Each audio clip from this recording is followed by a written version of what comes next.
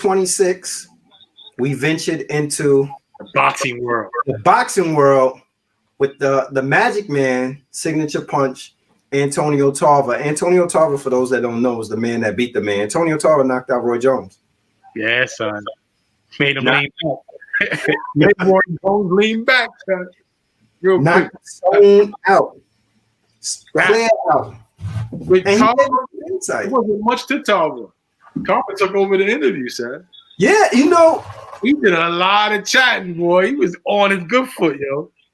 Yeah, Tarver to me was exactly who he is on TV. Yeah, right. Talking to him, right? He is who he is, son. Yeah, like no holds barred. But he's very down to earth dude. Very good brother, yes sir. You know, came straight off the golf course, got in his car, and got busy with us, chopped it up with us, gave us some insight. And it was a good discussion. Like, yo, Antonio Tarver, man, we need to have him pull up as these big fights are coming around and to get him back. Yeah, and just get him to weigh in on it. You know, because again, like we're casual fans of the sport. You know, so we look at it. Well, I would say honestly, we're probably more than casual fans. We watch it enough, to understand how it goes and everything. But I mean, our knowledge of the sport is nothing in comparison to a dude like that. Right. You know, so to hear him talk about everything from not only actually being in the ring to the business aspect of it, I thought he dropped a lot of gems in that interview. Yeah, it was a great interview, man. I enjoyed it.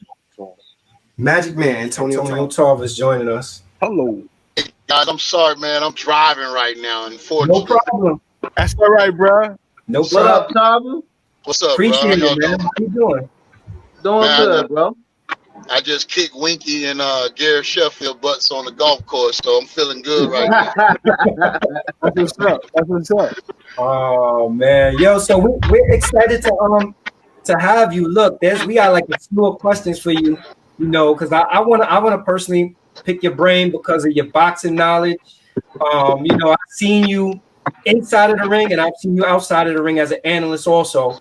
And I know with you having that experience, you could probably lend far more credence to the conversation than we can as casual fans.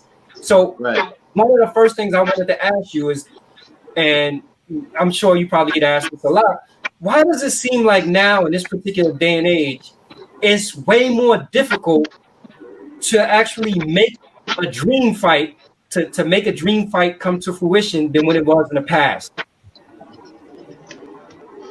My personal opinion on that is just everybody trying to protect theirs, man. I mean, your fight or lose, you know, it's over with. You feel me? You got to go back to the, back of the line, and it's all about position and power, I believe. And if you got the horse in the races, it's important that you protect your horse and he runs as long as he can run. You know what I mean? So you got to understand at the end of the day, it's business. You know what I mean? It's business. Right. But a lot of times, it comes a time where you can't avoid those big fights.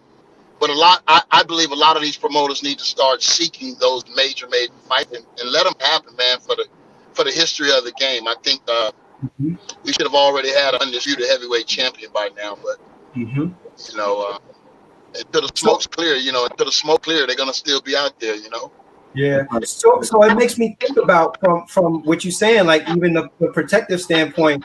And we were saying a few minutes ago before you joined us, what does that mean for Bob Arum if Terrence Crawford is cash cow and he's the WBO welterweight champion? If he fights Errol Spence and he loses to Errol Spence, and all those welterweight titles find themselves in PBC land? Well, it's only a few of the major promoters out there that making things happen, and if you're not riding with one of those, man, it's a tough business. You know what I mean? You're asking these people to give you a chance to knock off their main fighter. So, now the business is going to have to be in order, and understanding that, that's why it took me so long. A lot of times, I had to actually, eliminate everybody that was ranked above me practically, but as long as you're winning, they can't stop you, man. As long as you're winning, they can't stop you. But you're gonna have to take some risk, because a lot of times the fights aren't gonna be in your favor But if you believe in yourself, you believe in your ability, you know, go take that risk, because don't nothing pay off but risk. Man, I was an underdog. Every title championship shot I had, I was the underdog. That's right. So, you know, that just tells you, you know, it don't matter what they think, man. You got to know what you have and what you got to believe in yourself and know what you're capable of doing. Once you know that, then run. You know, just run and don't look back. Just keep moving forward. Yeah, and that's one of the things I like about you, Tarver. Pleasure to meet you too, brother. Listen, Thanks, man. Appreciate it. Yo, I always ask this question. I usually ask this question of artists and musicians, but how important is imagination? How important what? Is the human imagination? Very important. And that's a good question. Imagination is everything, man, because if you can't see it, how can it, you know, how can you be it if you don't see it? That's and right. I tell these guys all the time, and it's really, it hasn't resonated. You gotta live like a champion long before you become a champion. That's and right. This is where these kids, man, these young, they don't understand that. It's just they lose that concept. You gotta live like a champion, and that's hard.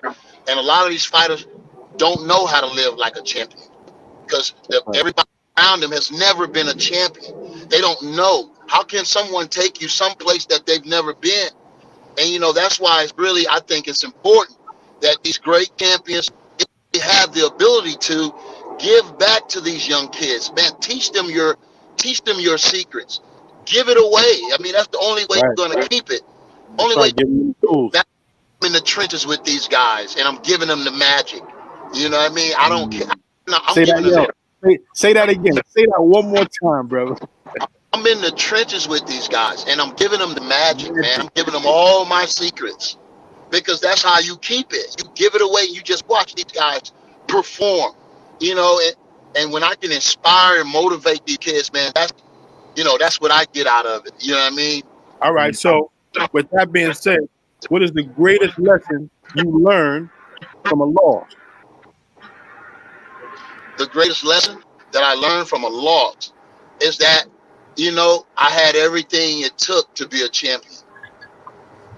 And I can explain that because I could have, when Eric Harden broke my jaw in the first fight, I fought 4 rounds with a broken jaw, bro. And I can tell you, I've never been shot. Come on back, baby. And you know what? Quitting crossed my mind every minute of, but I couldn't let myself quit. I say, you know what? I'm gonna lose this fight, but ain't no man knocking me out. And I took pride in that. That's right. And a year or 2 later, I was offered that fight. Now you got to understand, when they offered me the Eric Harden fight, he had just got done fighting. He just got done losing to Roy Jones. He tore his bicep in that fight. But before that, he was giving Roy Jones fits in that fight. You know what I mean? And the IBF mandated that I fight Eric Harden in order to keep my mandatory status. By Roy. They offered me 100. They was trying to knock me off, bro. It's the only man that beat me at the time. So they thought for sure he was going to beat me again. Yeah. So they offered me $150,000, and I was a co-feature on HBO. I've never been on HBO. It's my first time on HBO. I've never seen $150,000 in my life. I said, if I can't beat Eric Harding, I don't deserve to be in the ring with Roy Jones. And everybody know what happened in that fight. After I beat Eric Harding, I had arrived, and it was too late. I had already arrived. I went through it, and I knew what it felt like to come back from defeat and avenge a loss. And that was the feather that I needed in my hat. After I beat Eric Harding, there was nobody stopping me. I was on my way. Then for episode 27, we brought in, to me, one of my favorite underrated MCs of all time, Juice Crew alumni, Masta Ace. The reason why I spell my name Master with an A to this day. Yo, it's interesting because you think about the contrast, right? So we were saying episode 26 was Antonio Tarver, high energy, non-stop talking. to a dude like Masta Ace who's calculated, super cool, yeah, laid back. He just like great word, calculated. Yeah, he's calculated. Like you could literally see as you talk to him and ask questions, you could see the wheel turning. Yeah, in his head, how he's thinking about how he wants to respond to this. That's right. That's You right. know, Ace was dope, man. yeah, but I have to like you said, and one of my favorite MCs. One of my favorite MCs growing up. He's underrated as an MC. Hell yeah. Yeah, he's underrated as an MC. You know, I was at the barbershop 2 weeks ago, and my barber was saying to me, he's probably like 10 years younger than me. And he was like, you know who one of my favorite artists is? And I was like, who? He was like, you ever heard of Masta Ace? And I was like, of course I heard of Masta Ace. We interviewed him. He was like, you interviewed Masta Ace? Yeah. I was like, yeah, I'll text you the clip, yeah. And he went on his phone. He was like, yo, Long Hot Summer's like one of my favorite albums. He started saying all the lyrics and everything. And I'm like, yo, it just goes to show, like, here it is, Masta Ace, a dude who came out in the 80s. 88. Yeah. Made an impact on somebody who probably wasn't in high school until the 2000s. Right. Right? That's 20 years right there. 20 years. Right. That's right. So in this interview, Masta Ace gave us the gems about everything that that went on with the Juice Crew. He talked to us a little bit about how Juice Crew and Def Jam was sort of silent rivals. At one point, talked about some of his new work. I don't know. It was really good to have an opportunity to sit down and talk to him.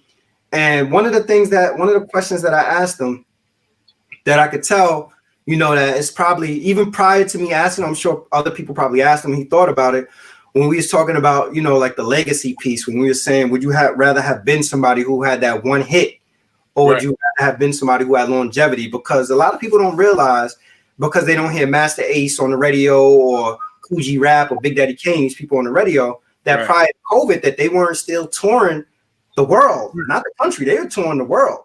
And that's one thing he shared with us too, man. Yeah. Going abroad, international, and all them venues out there, man. It kept the game alive. Pretty much. Masta Ace went up into his apartment in Queensbridge and recorded my first little demo. What was it? Say again? What was it? What was that first demo you worked on? I think it was a joint called Power Move that never came out, but don't quote me. But I think it was a joint called Power. That was definitely one of the first joints that I recorded. It was just like some lyrical, trying to prove I'm dope, like just flipping words, whatever, trying to be dope. And I think that was the song though. Based on your early experience with Cold Chillin', did you ever think that hip hop would last this long and be this lucrative? No. I really, the year that I met Marley and the year that I finally got to record was the same year I graduated from college. So in my mind, what I was going to be doing was putting together a resume and getting out there and trying to get me a job in marketing or in advertising and going the corporate route. That's really what I was, basically set up to do. So once this whole music thing kind of looked like it was taking shape, I said, okay, well, maybe I'll get a record, maybe a record will come out. That'll be cool.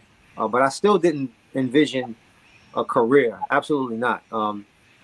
There were a couple of artists that were making money, the Fat Boys, Run DMC, big names. Big artists, right. Yeah. But you didn't see,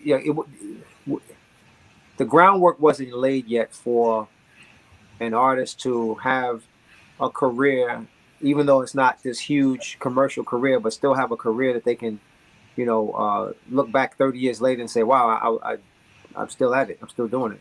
Yeah. Right. Yeah.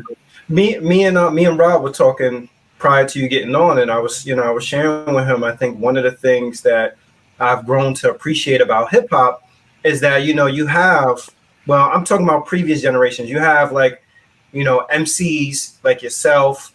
We had General Steele from Bootcamp on also, and you have people who have put together a great body of work that they can continue to tour and make money and feed their families from doing music you know, and then you think about this generation. In this generation, you may have somebody who may have come out, have one smash hit, and their legacy may just be that they have one smash hit, they earn some money off of it, and then when it's all said and done, you don't have the ability to do it. Whereas, you know, you have you guys that you've built a legacy that allows you to tour the world performing these songs, and these songs are timeless.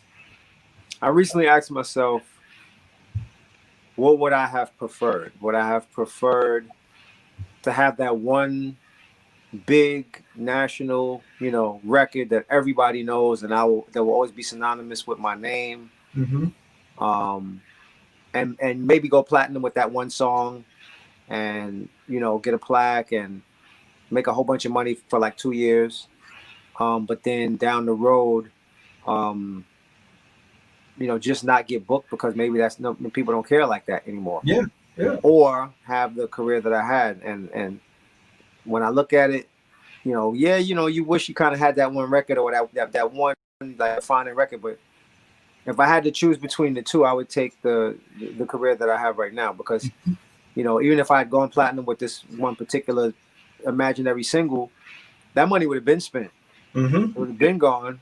You know, I would be telling everybody about the cars I used to have, the crib I used to have, and I would be struggling to get a show, struggling to do anything.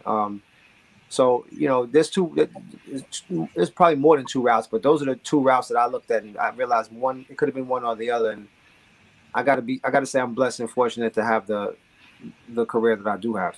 Yeah. No disrespect to a dude like think about a guy like Young Jock. Young Jock had whatever that record was a hit single, probably nationally. Yeah, but Young Jock, ain't nobody calling Young Jock, yo, come over to Germany and perform your record. Like, it, you know, whatever success he had off that one record, he probably already exhausted all of that success. Yeah, and he was on, I believe he was on Bad Boy, so he probably doesn't even get really royalties or residuals. Yeah, man. Let's talk a little bit about the juicy era that you were in. Being in that environment, how competitive was it with G-Rap and Kane? Y'all, you know, working together like that? Well, when you say competitive, it wasn't like dudes were overtly testing each other like that. But if you hear something, you be like, right, you hear their records and you hear their verses, and you're like, dang, okay, shit.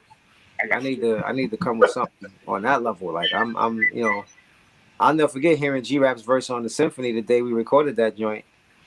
And I was sitting back like, man, I should have said something else. I had another rhyme I could have said instead of that one. That he just like blew it out the water. Like I think he even had Kane kind of on his heels, because when he first recorded the verse, like I recorded mine, Craig recorded his, and then G-Rap went. Right. And G-Rap rapped for like 4 minutes straight. He rapped until the tape reel went off the reel. And Marley's like, yo, it's too long. Like there's no room for Kane. And after that long, I mean, he was murdering it, but I don't even know what that rhyme was to this day. I don't even know what rhyme he said, but it was some craziness. Right. So then after Marley's like, yo, you got to shorten it, G-Rap's like, I'll just say something else. And then he spit what we know as the verse. I mean, like, who has a crazy long rhyme like that that's ridiculous, and then has another joint that's even more ridiculous? Like, it's just so in your mind it's competitive because you realize what the bar is, and you're trying to make sure that you can measure up in some way to that bar. And those guys kept me sharp. They made me, you know, I had to prove my worth, bottom line.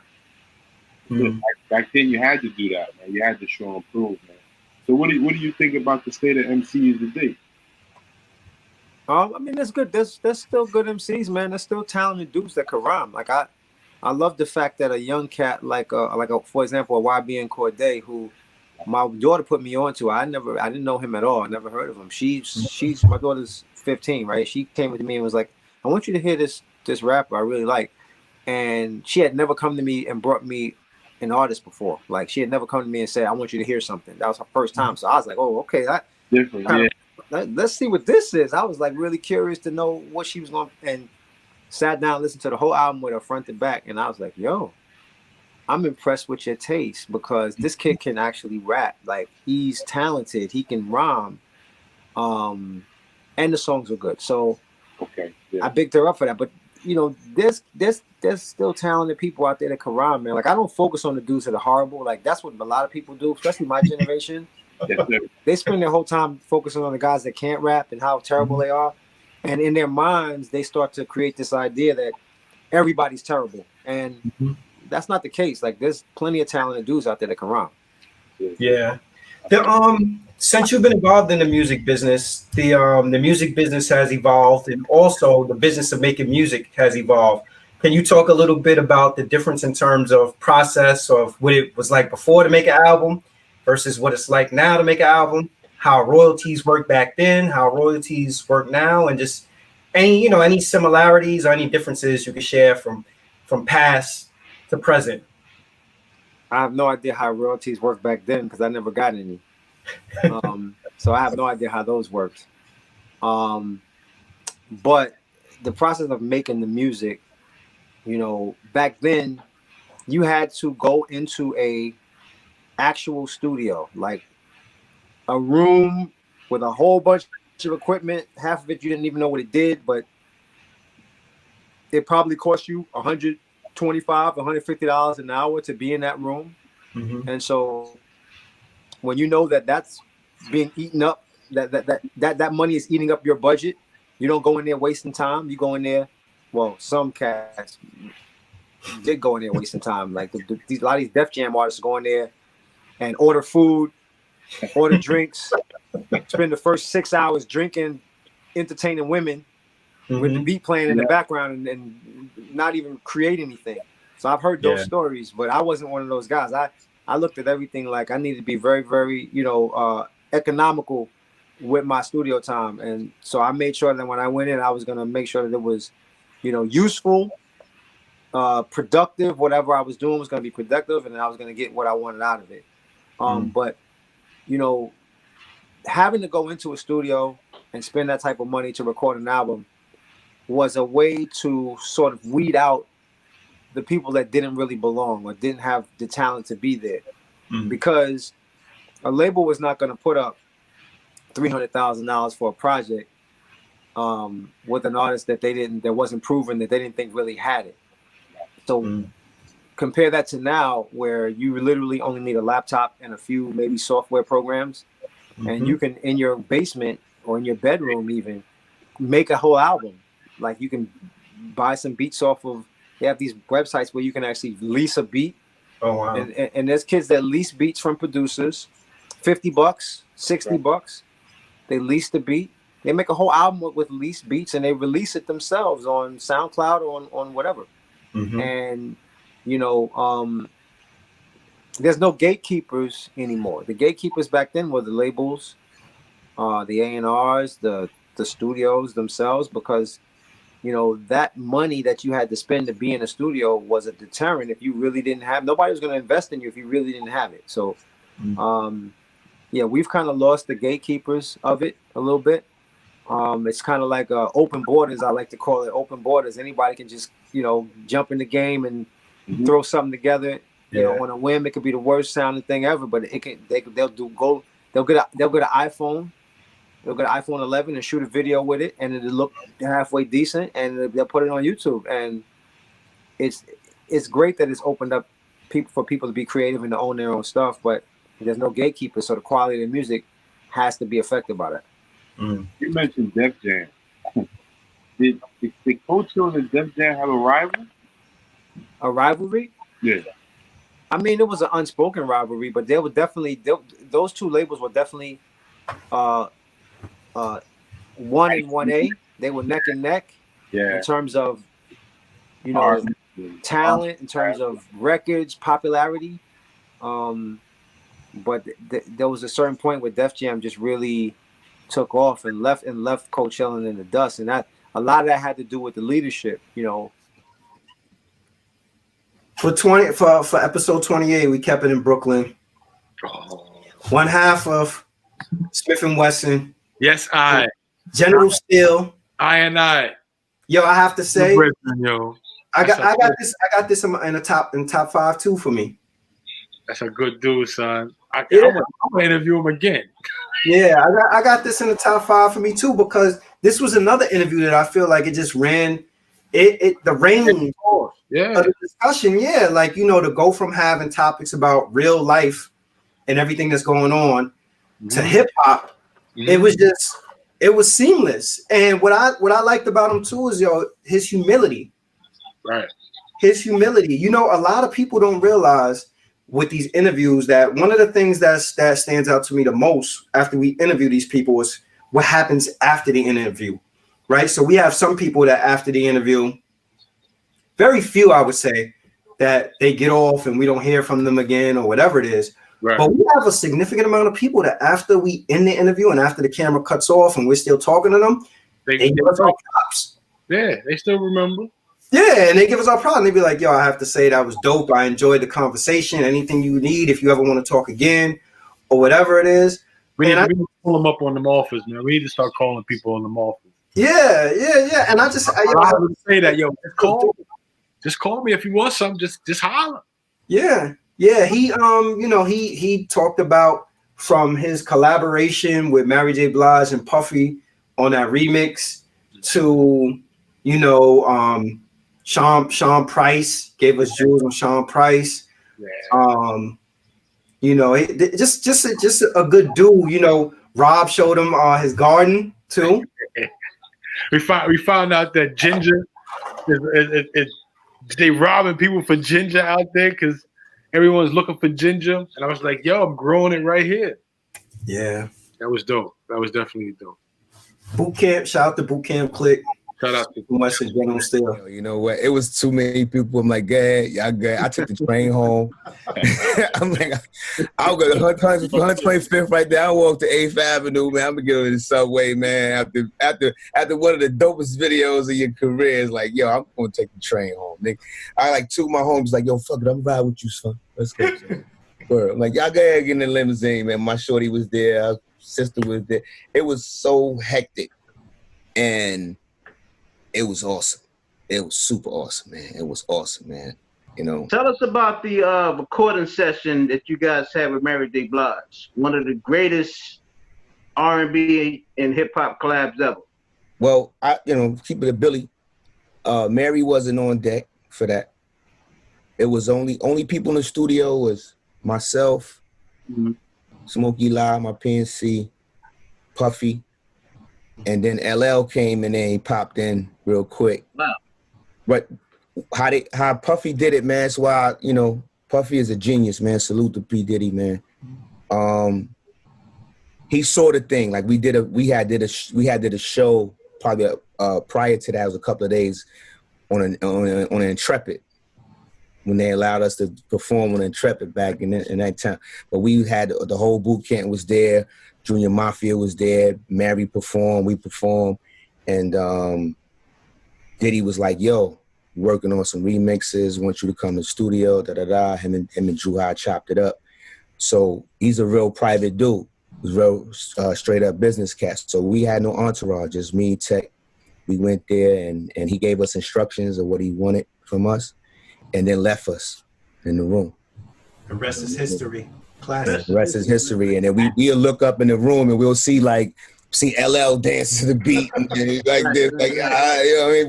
But none of them allowed to come in there and say it wasn't a bunch of yo, what's up, yo, smoke weed. It wasn't even that. That was something that, you know, I'm glad that me and Tech are able to do because our sessions be crazy. You know what I'm saying? Our sessions be dice games. Anything can be, anything can happen in our sessions. But that particular session was like, yo, he left us. And it was just me and Smokey La sitting in the room. It's like, yo, y'all write y'all thing. And that's what we came up with, the I Shine, You Shine. We had one book and we passed the book to each other and we really got into that. So that was one of the many classics that you guys put out, man. Salute.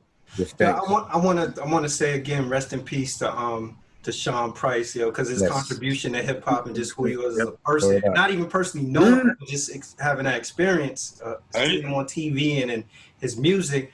What was it like working with a brother like Sean Price? And do you think there'll ever be another Bootcamp Clik album? Working with Sean Price is, it's a blessing, man. say the least. You know, there's a lot of artists that have had, you know, rest in peace to Malik B. Yeah. Rest in peace to Phife Dawg. Rest in peace to Nipsey Hussle. Rest in peace to Prodigy. There's a lot of groups of individuals that gave us a lot of phenomenal stuff, and they have all lost loved ones. You know what I'm saying? And there's never no rating system you can put on that. My relationship with Sean Price is crazy because I know people who've known him for shorter than I known him and fell in love with him in that shorter time. So you can imagine when it comes to that.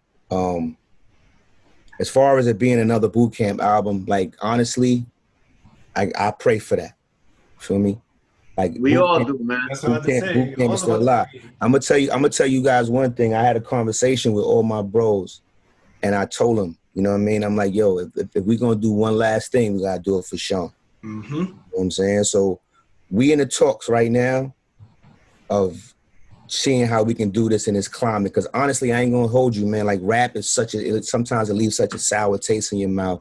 And you're like, damn, you gave so much. Yeah. You know, and it's so less appreciation. It's like, what else can you give? You losing your loved ones and your family members. Yeah. To people who don't really appreciate that. Yeah. I'm gonna say let me Rob, real quick. Let me say this just to follow up on what you're saying.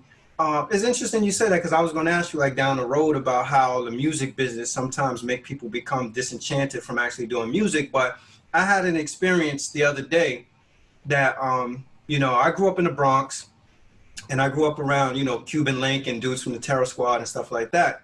And, you know, in my house, I have like posters up. So I got a Big Pun post up. And a dude came to work on my air conditioning. And he seen the Big Pun post. And he was like, yo, you know, I'm from White Plains. I'm this huge Bronx fan and this, that, or whatever. And like, do you know any of the guys? So I was like, yeah, sure. I know, you know. Actually, I do. So I FaceTimed Cuban Link, and Cuban Link got on the phone with him. Wow. And it just made this dude's day.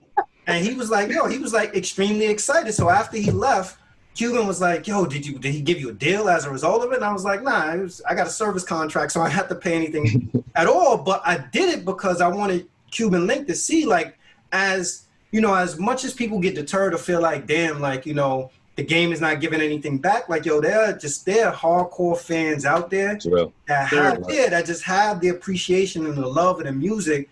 And I think sometimes it get lost on us in particular because all of us, we grew up in the hood, you know, but there's these other small pockets. I live in Connecticut now, fucking in the middle of nowhere, basically. And it's this random dude just out of the blue has this huge affinity and connection for hip hop.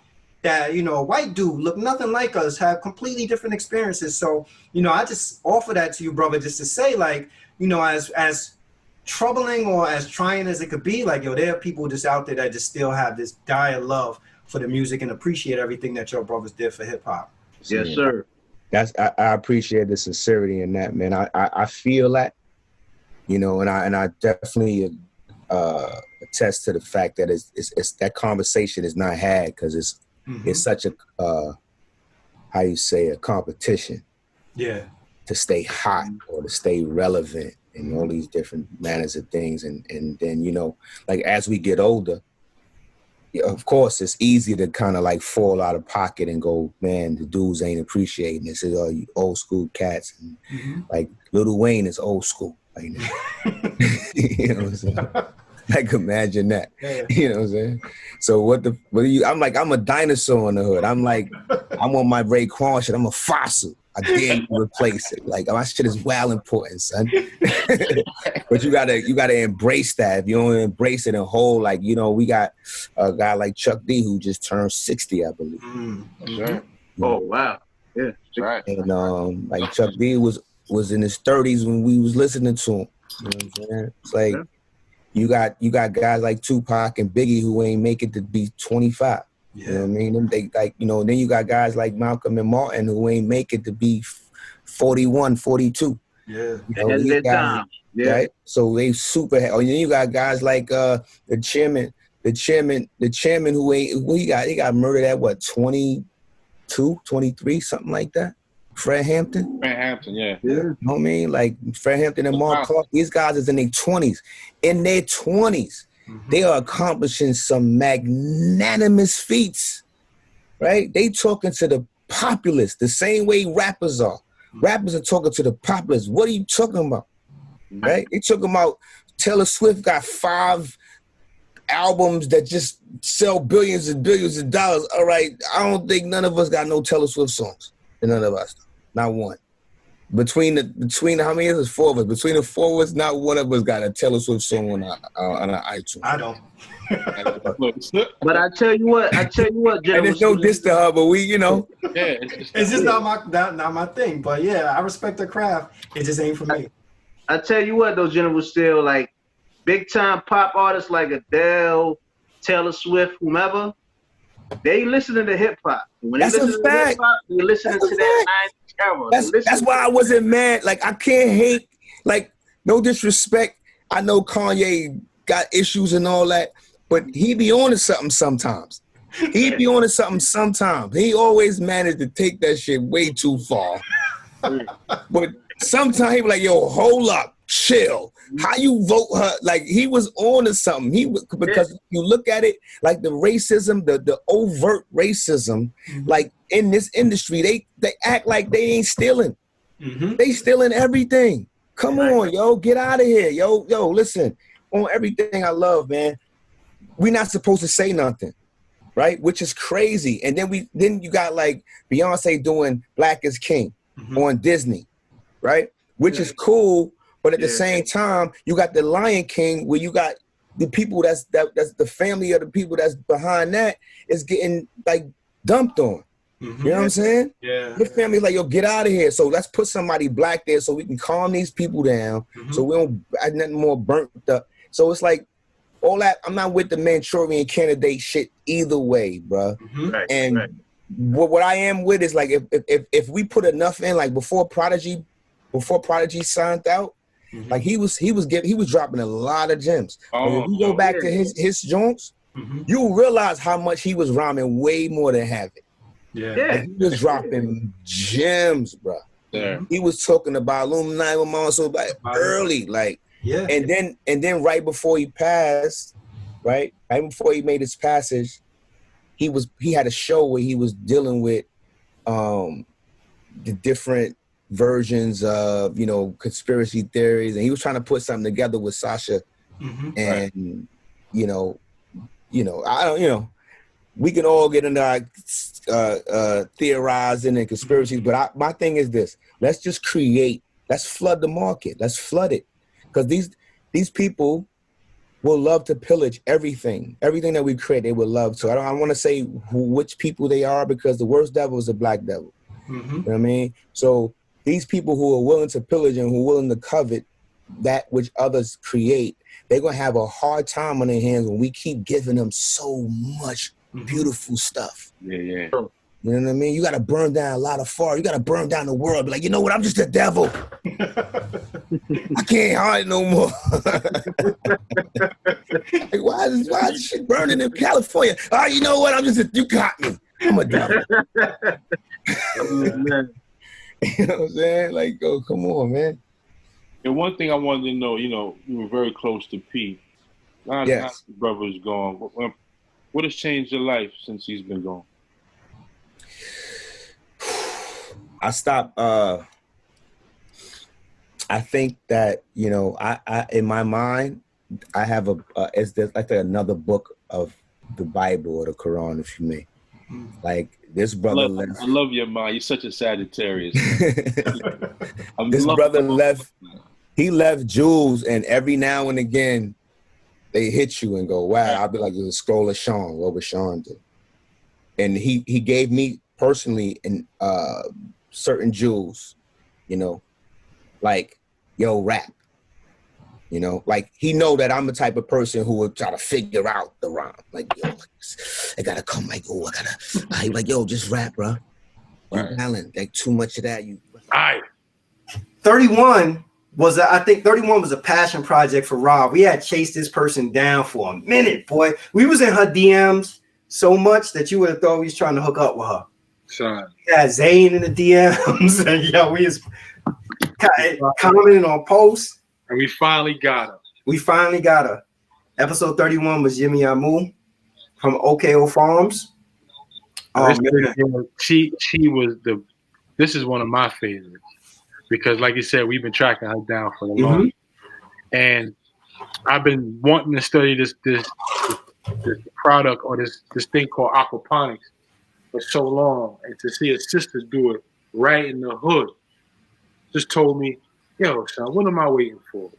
I could do this thing anywhere I want to set up. I could do it, but to see someone do it and then have the presence in mind to be doing it for a great cause. She was in there teaching other, having schools come visit the farm, teaching other people how to eat clean, how to grow their own food right in your backyard or in your house, whether indoor or outdoor. Something that's needed in our community today as far as changing our diets and eating differently and growing your own food. Before her to be doing that right in the middle of Bushwick, Brooklyn, right across the street from the projects, got her own little lot, 2,500 square feet of land, got a pond in there, and just a slew of vegetables, man. And she's great talking. When it was all said and done, me and Rob took a road trip out there to meet her too. No Ideas Original on location. Fabulous, yeah. It was. She's a really, really, really good sister. We met I guess like one of the other women that work at the farm. Yeah. She told us some of the inside things that are going on. I guess some of the things that complicate running a farm. Red tape shared with us. Yeah, the red tape shared with us also some of the future ventures that they're looking at. And the fact that she even opened her doors to us, and allowed us to come in and walk around and ask as many questions as we wanted. Yeah. Wow. Yeah, and we probably gave her more in-depth questions on location in the interview because we was asking her everything about what kind of pipe they use, to what she grow, to the grants and the financing and all that. So she was completely transparent about everything. So shout out to Yemi for that. I'm about to jump out there. Yeah, I got this thing. And my concept in mind, like I said, 10 years ago when I started to learn about aquaponics and seeing, I said, yo, wow, that means I can just grow cucumbers if I want. And I was like, if I can grow cucumbers, I can make cucumber juice. I was starting to think, expand, and when my wife and I got together, her being a chef, and I told her, I said, yo, babe, I can grow your vegetables. Everything you use in the kitchen could come right out of the backyard. Yeah. And if you have the space, and the thing with aquaponics is it does pay off because things do grow faster. Right. Talk about that versus. Yeah, things do grow faster for the most part because the plants have constant access to water and constant access to nutrients. You do get less disease for the most part. So it's worth it. And then you also get fish on top of your vegetables. A meal. That's a meal and a half, man. It's a beautiful meal. Yeah, it's definitely worth it. And like I said, you can buy the most expensive materials on the market. I am really good to like going on YouTube and finding people who live in developing countries and looking at what they're doing. Yes. rather than because in the US they try to sell you on all these expensive kits. Right. And if you have the money, great. But if you are a little creative and a little resourceful, it doesn't take much. You need containers. Can it hold water? That's it, man. You need something that can hold water. That's it. That's mostly what it is. Yeah, you will see some people who convert their old bathtubs, into fish tanks. Okay. So the old bathtub is like where the fish are, and then they'll have like a little container next to it or on top of it where the plants are growing. So you can be creative, At your site in Brooklyn, do y'all use any solar paneling? No, not at the current site, but we're definitely planning to do it at Weeksville. Okay. Yeah, and just so you know, we also don't use a lot of electricity. We have 10,000 gallons of water maybe in our system. We have more water than we need, just because we don't want to run out. Right. Exactly. I can imagine. Yeah, there's like no water on the lot, and it's one pump that moves all that water because we're taking advantage of gravity. A number of things growing in that garden, man. You got so much going on. You got lemongrass, man. You got some African stuff too. You got others. Yeah, we do. God bless you, yo. You like a dream come true right now, man. Now, Yemi, can you tell us and the listeners how much more business did you get once you had got the media coverage from Fox 5 New York News, and also when you had got the article coverage in Vogue and Wall Street Journal? Nothing significant. Nothing significant? Okay. Yeah, the people who support us are, believe it or not, it's educational institutions, it's other nonprofits in the community that are interested in like growing food for their people, researchers.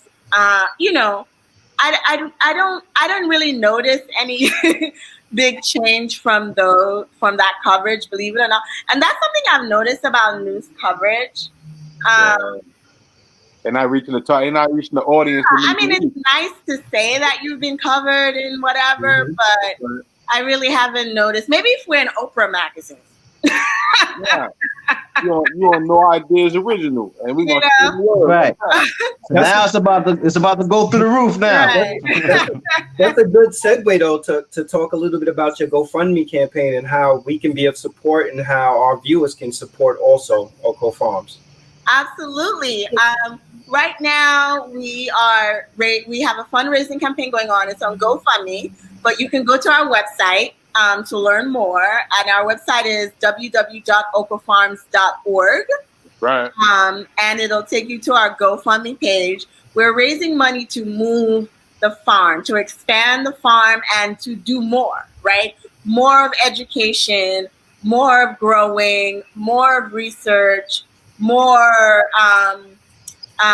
community engagements. You know, we do a lot of things. It's not just like the farming and teaching agriculture. We teach people how to cook. We do culinary classes. We do preservation classes. We want people to come to the farm and relax and eat, and you know.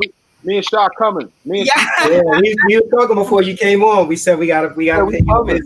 Right. So we want to be able to do more of that. I kind of envision a place that's like the heart of the community, where people are coming to for food, for education, to relax. You know, the space as Weeksville is so beautiful. On market day, you know, Farmers Market Day, we also want people to be doing yoga. And to be, episode 32, we had DJ EFN from Drink Champs. Just a little backstory for this interview. So originally Zane reached out to DJ EFN's rep to set this interview up. And I think initially we were offered maybe 30 minutes or something like that. Initially, yeah. Yeah, we were offered 30 minutes. And when Zane told me, I told him, no, we need more than 30 minutes. 30 minutes, yeah. More than 30 minutes. 30 minutes. Yeah. So honestly, I thought that, I'm like, okay, so maybe that may have killed the potential to get the interview. But DJ EFN, being the man that he is, came back around and agreed to give us more than the 30 minutes. That's right. And I have to say, I think that he was, he was an open book. He was engaged. It was a really good discussion. He shared with us the inception of how Drink Champs was created.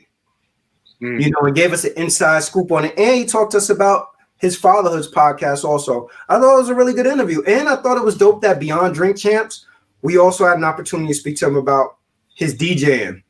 Right. You know, one of the things that I've also noticed about like some of the guests that we pick out is that if guests are on other platforms or they're engaged in other ventures with other people, you know, what I try to do when I'm talking to the people is I try to highlight what it is that they're doing, not what they're necessarily synonymous for, right? So I didn't want to make it a point to constantly talk to him about Drink Champs or to talk to him about Nori when he had all these other things going on, because he has Crazy Hood Productions where they've done film, produce all kind of other podcasts, documentaries, and all this other stuff. This is a fascinating guy that was heavily promotions in Miami. He had a lot of things under his umbrella. Episode 32, DJ EFN, DJ Productions, Fatherhood Podcast, co-host of Drink Champs. We did that for like 3 years. We did it after XM and Sirius merged. We were on Sirius XM. We were on different channels on the satellite radio, and then we stopped doing it. At the same time that we were doing that show, though, in the studio, we were big drinkers in my crew. Always had all kinds of bottles, and and I was a big rum Bacardi drinker and getting fucked up. And if you couldn't handle your liquor, we were like, man, you're not a drink champ. And it was just this thing that we would say, you're not a drink champ. I'm a drink champ. We the drink champs. And I just loved the way that sounded, like that rung. And I was like, man, I wonder if anybody has got the .com on this or has grabbed this. Because I didn't know what it would be, but I was just like, man, we could make a bar called Drink Champs. I don't know, just dope. A clothing line. Yeah. And I looked, and nobody had the .com. And I'm talking about this is like 10 years, 12 years prior to Drink Champs. It was like 2005 or something. So I grabbed the .com. I grabbed the Twitter, the IG whenever IG had come around. And I ended up grabbing the IP on it, basically the intellectual property on it. And then years later, like I said, parallel to the story of the name Drink Champs, Nori and I stopped doing that show, but I wanted to do something similar. Mm-hmm. And a friend of mine was a big podcast guy down here, this homie Godfrey. He had a gaming podcast called Gamer Tag Radio. And he was always advocating, like one thing that in that time, at least, podcasters were always like advocating for other people to podcast. It wasn't like other things where people were like, I don't want you to do what I'm doing. He was like, nah, man, y'all should podcast. And it was like foreign at first. And in hip hop, it seemed like some nerdy computer shit. Like, who the fucking, nobody gonna podcast, that ain't cool. But I saw it. And I would tell Nori, and at first Nori didn't see it. And it took about 5 years, give or take a year. And then finally Nori got on board, and I had my boy Scam create a logo already. I already had the logo done. My boy Scam, he did the Tribe Called Quest album cover, Beats, Rhyme, and Life. He did the stuff in the Eminem album, the first one, all the mushroom and all the characters. And he has a song with Eminem that's in the song Stand. They mentioned, I even got that shit you got with Scam. So he's from Carroll City. He's a Miami native. My homie, fucking legendary artist as well. So he created this fucking legendary logo. And once Nori was ready, because one thing with Nori is that if he's not ready, it's gonna take forever. But once he's ready, he's super impatient. Like, like you better be ready. He's like, fuck, man, you can't even go to the bathroom. He's already doing something. So he's like, all right, let's do it. Let's do this shit, And I was like, all right, I got the name and Drink Champs. I got the logo. And he's like, whatever, let's go. Yeah, let's go. Let's do Drink Champs. Right. And then my boy also, that dude Godfrey, he had just did distribution for his podcast on CBS Radio, and he gave us the plug, and they wanted 2 pilot episodes to proof of concept, basically. And we did the one with Fat Joe, and Kenny Anderson. Yeah, Kenny Anderson was the first one we actually recorded, but the first one we released was Fat Joe, and the rest is history, man. Yes, sir. And it's a beautiful show, man. God bless you, man. Thank you, man. Y'all bring out what hip-hop has probably always thought about artists. And what I wanted to ask you, who's the most interesting artist you had on the show and why? Interesting. Everybody has their own interesting side, but the one that I had the most fun with and was most surprised by was 50 Cent. Because I hadn't really had a lot of interaction. I mean, I had interacted with him in the past through mixtape stuff and even through Nori, but I didn't have a lot of interactions with him. And just kind of like seeing everything we've seen of 50, I just felt, he was going to come guarded to the show. And I heard he doesn't drink, which he doesn't. Right. So he came by himself. And at that time we were recording Lil Haiti, which if you don't know, in Miami, some people would say it's like an infamous area, shit goes down Lil Haiti, but whatever, it's fine. But if you're not from Miami, you might be, you might not come alone, let's just say. That's right. And so he came alone. I think eventually a homie of his from the neighborhood came by, but he came alone and he greeted everybody and just a good sport about it. And then once we started, he was being 50 that he's so fucking smart. He was promoting a vodka at the time. So he's like, well, if I'm going to promote this, I got to drink it. So he actually took like 3 or 4 shots and he was fucked up. He was in rare form, but he had fun with the show. He got the concept. Like some people come to the show guarded on Drink Champs. They think we're you know, like we're trying to get you drunk. We're not. We just want everybody to just have fun. Like if you drink it with your homies. That's right. And he understood that, and we just had a blast with 50, man. Which it was unexpected for me. I didn't think it was gonna be that much fun, you know. Now in the cannabis culture that we're in, it almost looks like Drink Champs is gonna turn into Smoke Champs. Well, I own that. You know, we got that one down too. You know, I grabbed Smoke Champs.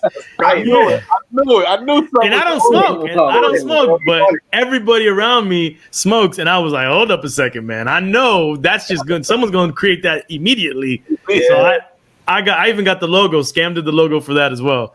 Nice. I got that ready to go. I can't wait. Yeah. You want it, man.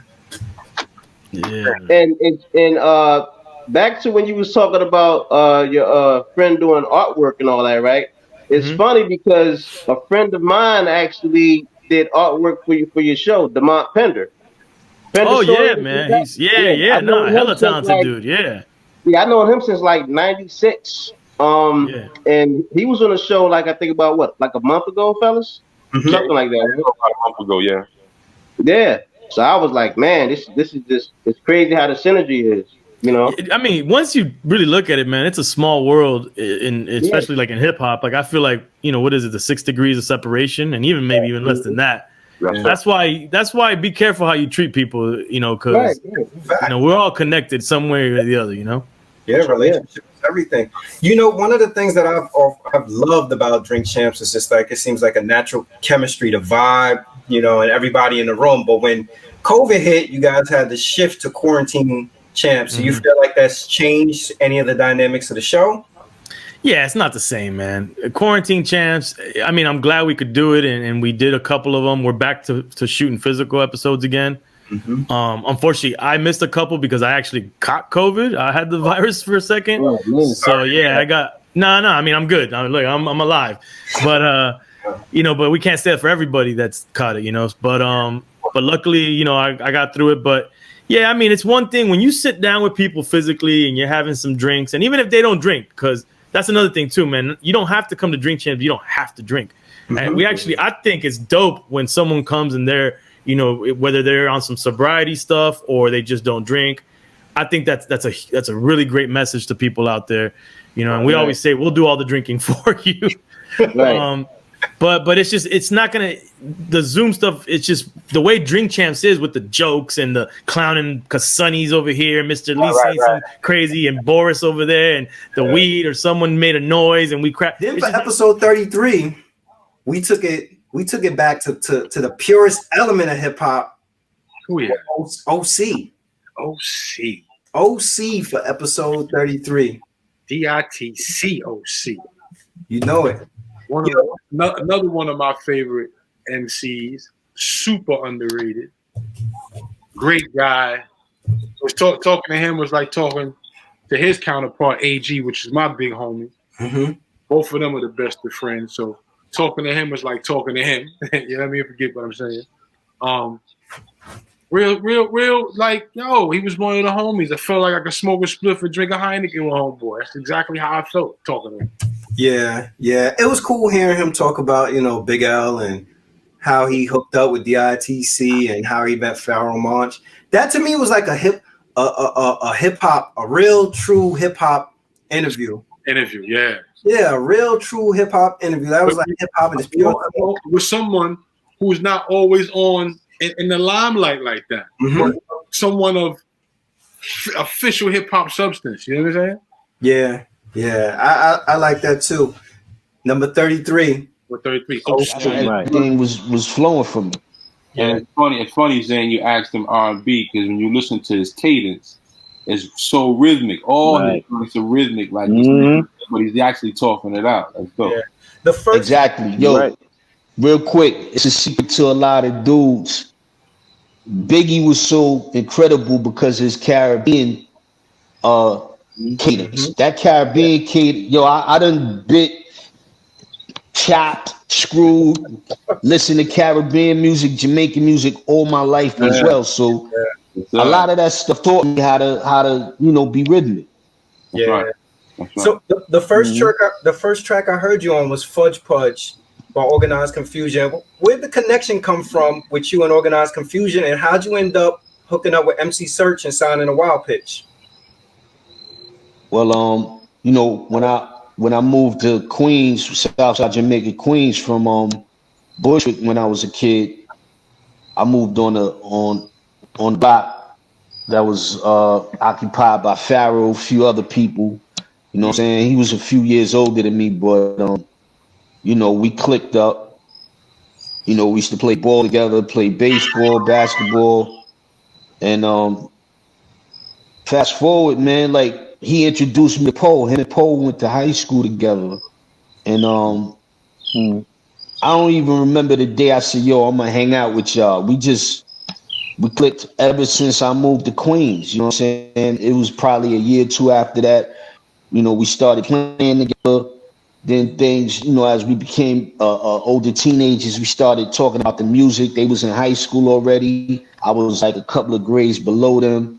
And like I said, he introduced me to Prince. Now, fast forward, you know, the whole organized thing and meeting people and meeting Lord Finesse and meeting Buck and those guys and MC Search was from being on the very first Source tour. I went on the very first Source tour with Pharaoh and Prince. And that's how everything just snowballed from there. That's right. That's right. Now, That's right. let me ask, MC Search was working with you and Nas at one point. Does MC Search have just that good of an ear, or is he just happened to be a person who was in the right place at the right time? Nah, Search has an ear. You know what I'm saying? Contrary to what people think about that white boy shit. You know, I think the average white band had hit records black people was dancing to back in the day, so name was white. Yeah. But Search is Search from Far Rockaway. You know what I'm saying? He grew up around niggas all his life. So, you know, he got an ear. And there was a rumor that Nas was supposed to be on Word Life, but never made it to the session. That's true? Yeah, that's definitely true. Yeah. Crazy. That's crazy, man. And then on that same tour, you said you ran into Finesse and Buck. Your first album was done. Did Buck do the whole entire album? Buck, my man OG, he's down with the ITC, of course. Right. Prince, March, and Search. And Lord Finesse. That was the, you know, producers for that first album. Nobody wanted to fuck with me on the first album, besides, you know, outside of them. But I know the God A fuck with you, AG, son, and I love the joint y'all did. Was it Supreme Oasis? I believe it is. No, Oasis. As a matter of fact. Oasis. Yep. How was it working with A? A is my big brother, so you know he's the reason why I even read books to this day, man. He's crazy. He'll have you going somewhere when you get in a conversation with him. So how was it working with him on Oasis? A's a genius, man. Like literally, like dude IQ somewhere else. And I don't say that like on some bullshit. Like he's really a genius. You know. Yes, sir. AG's a genius for real. Like it's shit that I used to get upset with because I was saying wrong information and he had the right information. We used to argue. You know what I'm saying? Like dude knows his shit. Yeah, that album was dope, man. Supreme Squad, 2 for the Money. That was classic hip hop. Yeah. I just love the boom bap and that, and y'all going back and forth for that. God bless y'all for making that album, man. For real.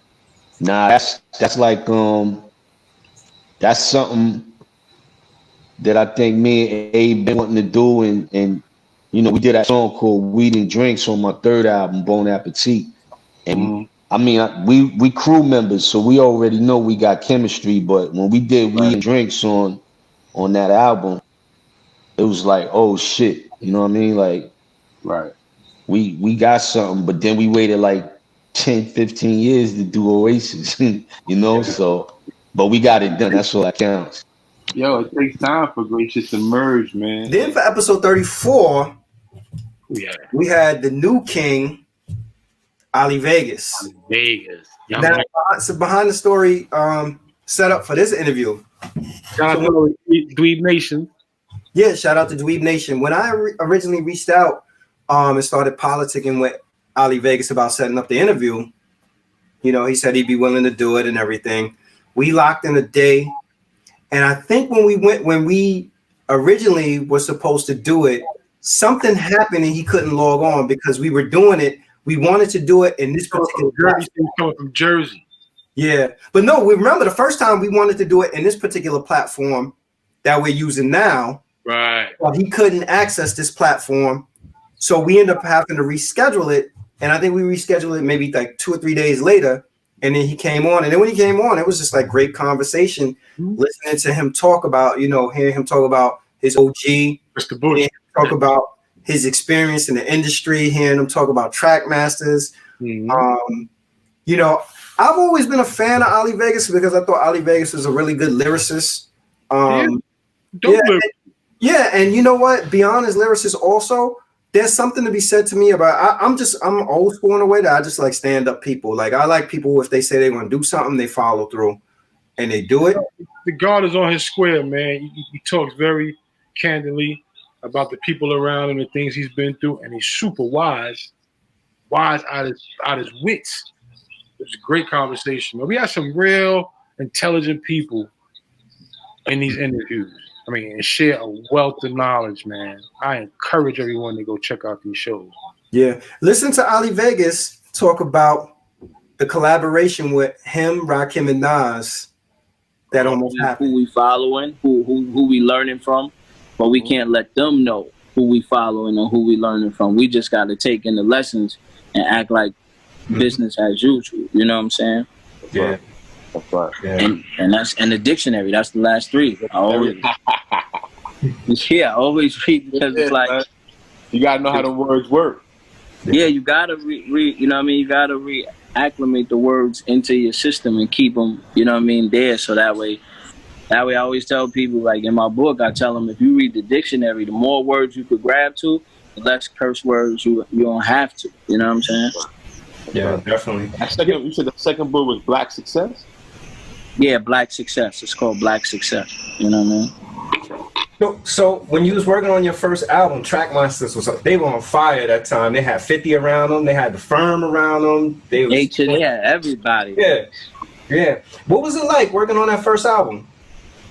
I mean, it was perfect. You know what I mean? Because it was, you know, it was crazy. It was a gift and a curse because when you coming from the same stomping grounds as everybody, like I knew I knew Nature and Foxy and A. I knew them before music.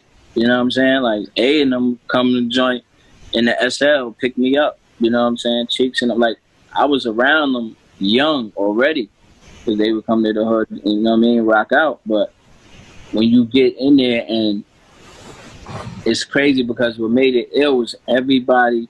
If you listen to like the Generation Gap joints, everybody who featured on it was giving me their best shot. You know what I'm saying? Like they was like, and that's what I was loving because I was like, you know what I mean? D.O. had to pull me. D.O. was like, man, look how much respect they got for you. They giving you their best shot. You know what I mean? And you like, you 13 boxing with them. Like this is like you 13 boxing with them. So that was the gift part, but the curse part was like, you know what I mean? Like that made like Esco having his mind that they was trying to replace him with me. Mm-hmm. You know what I mean? Because everybody else, if your whole crew is on the album and you the only one that's waiting, you like, I see where this going, but it was never that. You know what I'm saying? Yeah. So that's what made it so dope was learning lessons then that help you now because like D.O. be like, we had the producers, we had the studio, we ain't depend on Trackmasters for nothing. Mm-hmm. So when it was time to walk, it was easy because Trackmasters don't know what records that they don't know what records they pay for.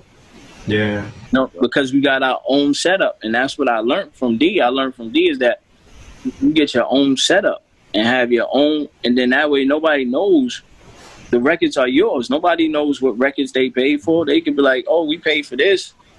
Yeah, but you don't even know the title of the record, so you don't know that you should pay for that record.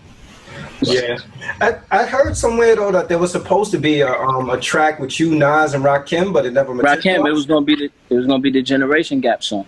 That was gonna be the title track, the Generation Gap song. It was me, him, and Rakim. And what happened with that? I mean, well, Rod signed on for it, but Esco, he just kept raising the price. And I was even at that age, I'm smart enough, so I'm like, I'm not gonna let no money get in the way of history. History. You know what I'm saying? Like, that's not what I'm gonna do. Like, so they saying, look, he want 75,000. I'm like, give him 100. Because my budget was unlimited. Donnie Aina and Tommy Mottola's like, whatever he wants. Like, my budget was unlimited. So I'm just like, oh yeah, if he want 150, whatever he want, go ahead. Because I know, like money don't make me. Money don't make me, man. Make the money. I never cared about money. You know what I'm saying? Like, only money just buys time. That's it. So I don't ever worry about money. I was just focused on memory, the memory of it, with the memory, how long that would have lasted for people that love hip hop. You know what I'm saying? Like, who was going to produce? Who was to produce that song? Is that a Preem track? Nah, that was gonna be Chop or LES. Those the only two that was gonna handle that track. And the joint was, matter of fact, it was they chopped up the For the Love in You joint. Now the Barge. Yeah, and that joint was like, super dope. And it was, so you could just imagine me, Esco and Ra over that, just like, and that was like everybody in prime, everybody in their prime. You know what I'm saying? Like with me, I was the young raw person. So it was like we was just gonna show the three elevations of it, where I'm the raw one, and then like Esco was been in his prime. And then Ra would have been like, you know what I mean, the OG, like, this is how we level it off. And it would have just been like, bang. I'm fucking my head up right now because my magic. From Ali Vegas, for episode 35, we have my man Cuban Link come through. Dude, that's a good dude, son. He's a funny dude too, son. Yeah, Cuban is always entertaining. He's always been an entertaining dude. Cuban came through, and Cuban was talking about, I guess, you know, his.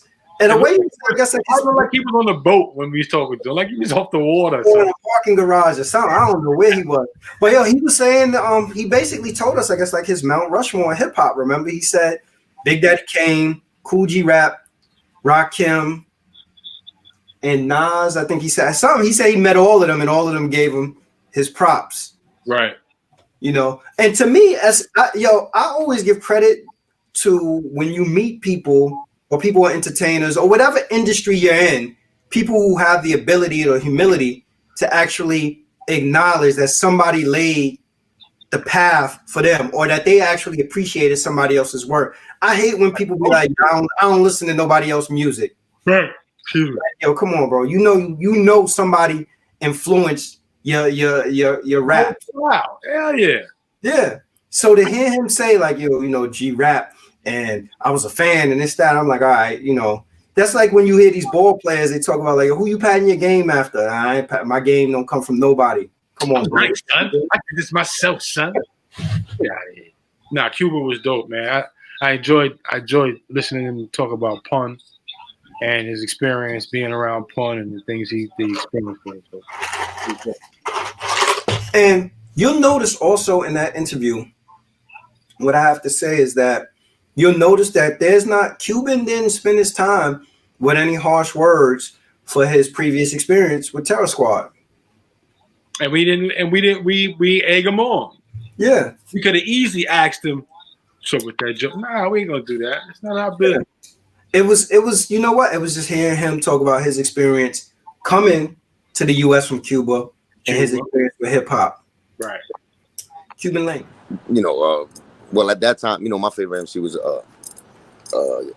Kool G Rap. You know what I'm saying? Kool G Rap is definitely my good choice. Good choice. But I went through, I went through the Slick Rick, you know what I'm saying? Slick Rick, I love Slick Rick back then too. So it was just like, it was I don't know, it's just that nigga's style, man. His format was crazy. His metaphors was nuts. And the way he spit it. You know what I'm saying? He was ahead of his time at that time. And of course it was the three, Rakim, Big Daddy Kane, and Kool G Rap to me. You know what I'm saying? And those three right there, they just made me like, like as far as like my mentality of pushing me, like Run DMC gave me the rhythm, and that was, you know what I'm saying, I wanted to rhyme. But when I heard like G Rap, like Rakim and Big Daddy Kane, when I heard them, really, I was like, they use words. If I ever pick up this mic, I'm gonna have to like really like get the salute from these guys right here, because these are the top of the line MCs to me. So let me ask at that time. This. What was it like? What was it like the first time you met G Rap? What was it like the first time you met G Rap? Oh man, I was a fan, my nigga. I was a groupie. I was grouped out, man. I was grouped out. You already know, man. G Rap is a down to earth motherfucker too. To this day, you know what I'm saying? He's just a down to earth nigga. But my nigga, when I met them, of course, man, I had to salute. I had to tell them stories when I was young, and tell them how much they fucking, a groupie, but real nigga is the real nigga. I can never be a groupie, but it's that real nigga love, but still like, I wanted to tell you this when I was a kid, my nigga, because at the end of the day, I don't know if you know, but I know that you made me pick up the mic. But when I picked up the mic, and I turned it into not a hobby now, it's a job for real, and I gotta represent. Right. I gotta make sure that the bar that, you know what I'm saying, that I'm on is gotta be fucking with y'all, and y'all gotta respect that. That's right. That'll be the end. That'll be the check mark. Like, yo, I'm doing it right. You know what I'm saying? And of course, when I met him, he was like, yo, my nigga, your pen is ill. You know what I'm saying? You crazy. He recited some rhymes to me, and I was just like, okay, my own rhymes to me. So I was like, you know what I'm saying? I'm doing all right, man. You know what I'm saying? My forefathers that I grew up, you know what I'm saying, idolizing and seeing come up, they all saluted me and said I was doing a great job. And that was more than enough for me to be like, okay, I know I'm meant for this game right here. You know what I'm saying? Yeah. And Kane, Big Daddy Kane came to one of my shows. Big Daddy Kane came to one of my shows in Long Island. That nigga just surprised me out of nowhere. He's in VIP he was in VIP and asked for me and shit. I was doing a show. It was my turn to rock and shit. That nigga said, yo, tell Cuban to come over here. He asked the club owner, and I went over there. I was like, oh shit. That's another brother right there that gave me nothing but love, and gave me the check mark. That's peace, man. And I'm glad you mentioned. And Rakim, I actually seen him in 161st. I was fucking going through the gun case in 2000, and the nigga was he was in the same courtroom and shit. Don't say he was like, "What's up, God?" He was in some regular shit though, but I was doing the gun car shit. But he gave me my love there. So I remember, I'm at the three pinnacle of rap, and Nas. Nas was the young nigga coming up at the time. Remember, Nas was more for live at the barbecue. Yes, sir. Live at the barbecue, and you know good lyrics, brother. But let me ask you this. Yeah. Being up, and I understand what the 5 elements are, but I think the most unquoted element of hip hop is the imagination. Tell me about what you think about how important is the imagination? The imagination is everything. I mean, that's beyond element. You know what I'm saying? That's within the individual. You know what I'm saying? The individual. But if you put it towards music and as far as hip hop, that's everything. That's everything. That's the world that you creating before the words come out your mouth. You know what I'm saying?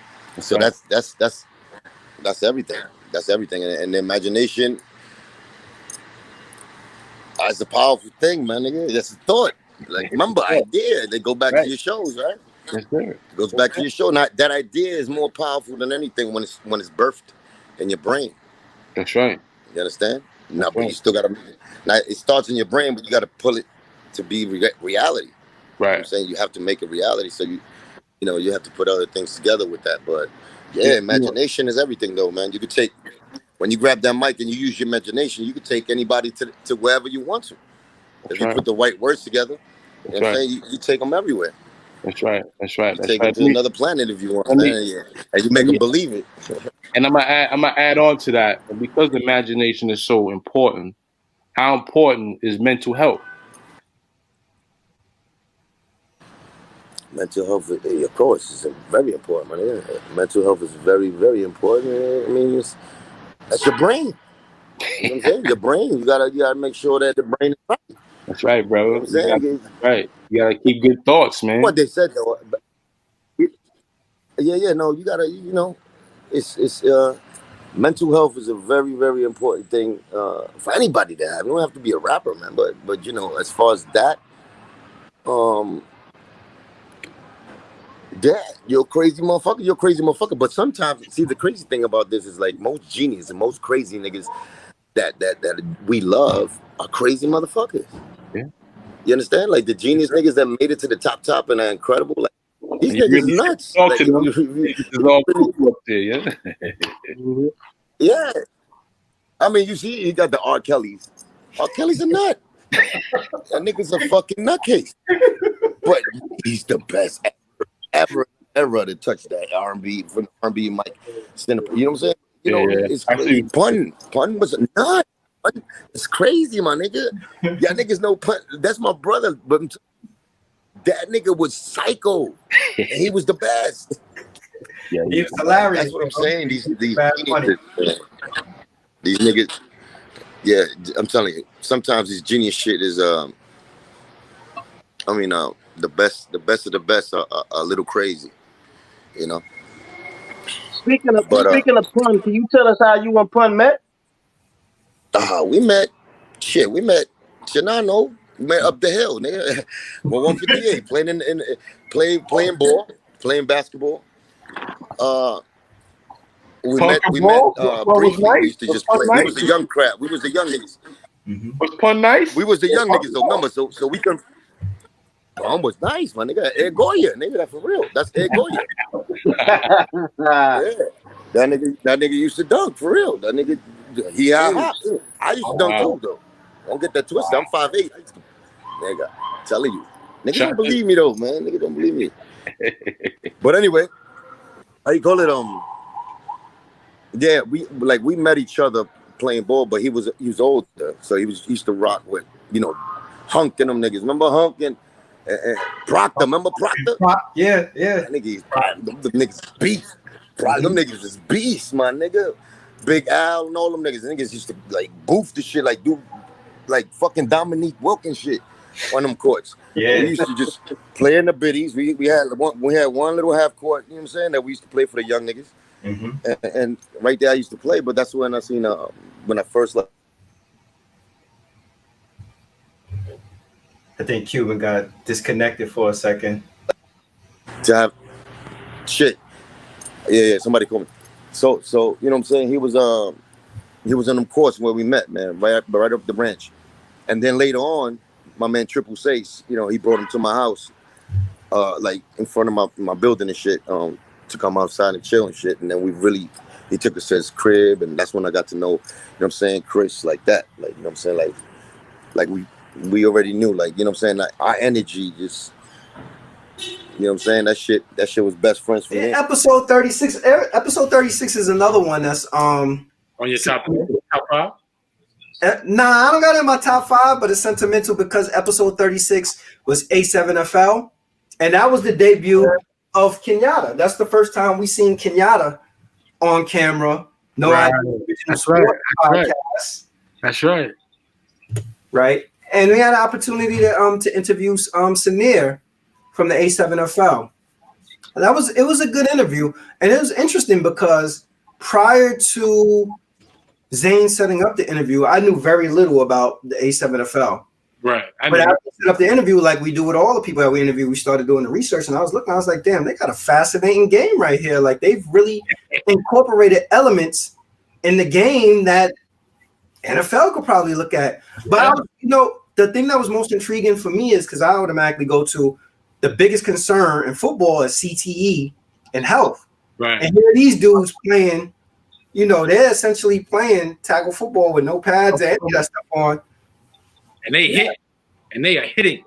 Yeah. And it was, you know, I had prior to us interviewing him, I read up on all the literature and everything was saying that, you know, if a person is not wearing a helmet, they're less inclined to lead with their head. And I was like, I don't know if it's on instinct if you're trying to hit somebody. But then as we was talking to him, I was thinking about it, I was like, yeah, I could probably see that. You avoid that, even if you're falling. You're kind of like you're trying to keep your head from not, you know, from being injured or whatever. But yeah, that was an interview of someone starting a football league. Yeah, and it started to pick some momentum. They had some TV viewing, didn't they? Yeah. They had some viewership. And my understanding is that Snoop inquired about becoming an investor in the league. Mm-hmm. Shout out to Snoop Dogg for that. For sure. A7FL also is currently looking for investors. If you're interested in investing in A7FL, you can go to their website and become an investor. Can you tell us, our listeners out there, what's the Go ahead. I'm sorry. Can you tell our listeners out there what's the difference between rugby and A7FL? So I'm not an expert on rugby, but yeah, two different sports. A7FL is traditional American football with a twist. So 7-on-7, no kicking. We have a 3-on-1 special teams. It's the most exciting play in sports, we believe. So football with variations for safety to move the game faster and to be a more expandable and international sport. Rugby is a great game, similar in terms of tackling, no pads, no helmets. But that's pretty much the extent of the similarities. You know, the gameplay they're two totally different games. Correct. You brought up the 3-on-1 throw off. That was something I was interested in because I realized that, you know, there was no kicking involved. Could you tell us how that came about and how it actually originated? Because it is really interesting to see and it's different than football, and it is an exciting thing. Yeah, it is, man. Oh, it is. Yeah. Actually, that play, that new rule came about during the A7FL's evolution. So there's even the chance for new rules and new plays to be created as we grow and as we evolve. But my partner Ryan DePaul invented the 3-on-1 as a safer way to do special teams. So you can see the A7FL's layer upon layer of safety in terms of the twists that we've done with the rules. So crackback blocks are one of the most dangerous parts of football, and special teams one of the most dangerous aspects of football traditionally. So when you change it to a 3-on-1, 3 on the throwing team, 1 on the receiving, it makes for an exciting play, and you eliminate crackback blocks, and it's just a lot safer all around. Nice. Yeah. Sometimes in sports, you hear the terminology, you hear people mention the face of the league. One of the things that I think the NFL has is, you know, and the NFL is huge. It's a multi-billion-dollar business, so they don't necessarily need to have a face, but they do have star players. But then you think about a league like baseball, Major League Baseball. One of the issues that Major League Baseball has, and I've heard them talk about it, is that most of the time the players spend their time in the dugout. When they're batting up, they have a helmet on. When they're in the field, they have a baseball cap on. So as much as we talk about the superstars in baseball, it's a lot harder to develop people as individuals. Does the league have a player right now that's the face of the league? And if not, what are you doing to develop a player? Then coming off that was top five for me, Rob. I know you gotta have this in your top 5. Who's that? But we don't even have a number for it. We just did a 2-part series, Conversation with Kaba, Kamene. This is the show with the great elders. Now, this man I've been following for a lot of years, along with the host of other elders. But I'll tell you a quick story. I was watching him on YouTube, and he gave his number out on YouTube. I'm watching it live. So I called it. And I asked him, I said, that school curriculum that you're talking about that you have, could you email it to me? He said, Mr. Rudd, he said, son, as soon as you hang up this phone, I will send it to you. And he sent it to me. For now, I became a fan, son. Yeah. He took the time right off live off of. I thought it was crazy. I'm like, look, I'm stalking this man. Here it is. He giving out his number on TV, live on the internet. I call him, he answers, and he produces. He sent me that curriculum with tons of books, tons of knowledge. Mm-hmm. One of the greatest, one of our best shows that we had. That we had 2 parts of it. I agree. I'll tell you this: another behind the scenes is setting up the Kaba Kamene interview. What a lot of people don't realize is that interview was pre-recorded, and I think we did that at like 11 o'clock at night, right on Friday to like 1 o'clock. Yeah, he was on with us for quite some time. Yeah, you know, and I have to say, like, usually we try to stay away from like real late shows, but that show to me was worth it. It was worth it. Like, I thoroughly enjoyed his conversation. The dialogue was really good. It was highly informative. I mean, he was on point. He answered all the questions. He's just a wealth of knowledge. Like they said, man, the good place to be is at the foot of the elders, man. Mm-hmm. You said something as when someone tells a perfect lie, the truth is unbelievable. And I think that this is a good question to frame our discussion. What is the truth, and who are we as people? Well, first, if I may just give credit, that I did not originate that statement, but I have repeated it because it just was very attractive to me because of the common sense that it made. So I just want to recognize that I first heard it from my brother from Indianapolis, Gary Holland. I always like to give credit where credit is due, and it was such a profound statement. And I've carried it with me everywhere I go because it is so phenomenal. To answer your question, I go now to another scholar, Dr. David Imhotep, who is the author of the book, The First Americans Were Africans. And one day, brother and I were in a conversation, and I was telling him about the truth, and I was telling him about facts. And he said, hold up, bruh, just one moment. Let me just talk to you a minute about what you're saying. He said, yesterday, where I am, it was a very beautiful day. The sun was shining, the skies were blue. The evidence of it is the fact that we experienced it and we saw the blue skies, and that's a fact. And that's the truth. But brother, today it's raining very hard and we ain't even seen the sun. About that. He said, that's the truth. And that's a fact. And the evidence is there. He said, what we have to talk about is evidence, not truth and not facts, because situations alter cases. The truth and facts can change. That's right. But the evidence is always there and will never change. They are there yesterday, today, and they will be there tomorrow. Universal Ma'atian truths. Nice. So truth to me is according to your perspective. Facts are according to your perspective. It's the evidence I like to focus on. Right. The evidence never changes. And that's how I think I can answer that question. What is the truth? Situations alter cases. Evidence is what you're going to go after. Right, because that's hard fact. It's like hard facts. That's it. It's there. It never changes. The sun was shining. There's evidence of it. It's raining very heavy. The evidence is there. The facts and the truth changed those 2 days, but the evidence never changed because the evidence supported the statement that you were making. What I attempt to do is I attempt to stay away from negative emotion. Reason why I say negative emotion is because all emotion ain't bad.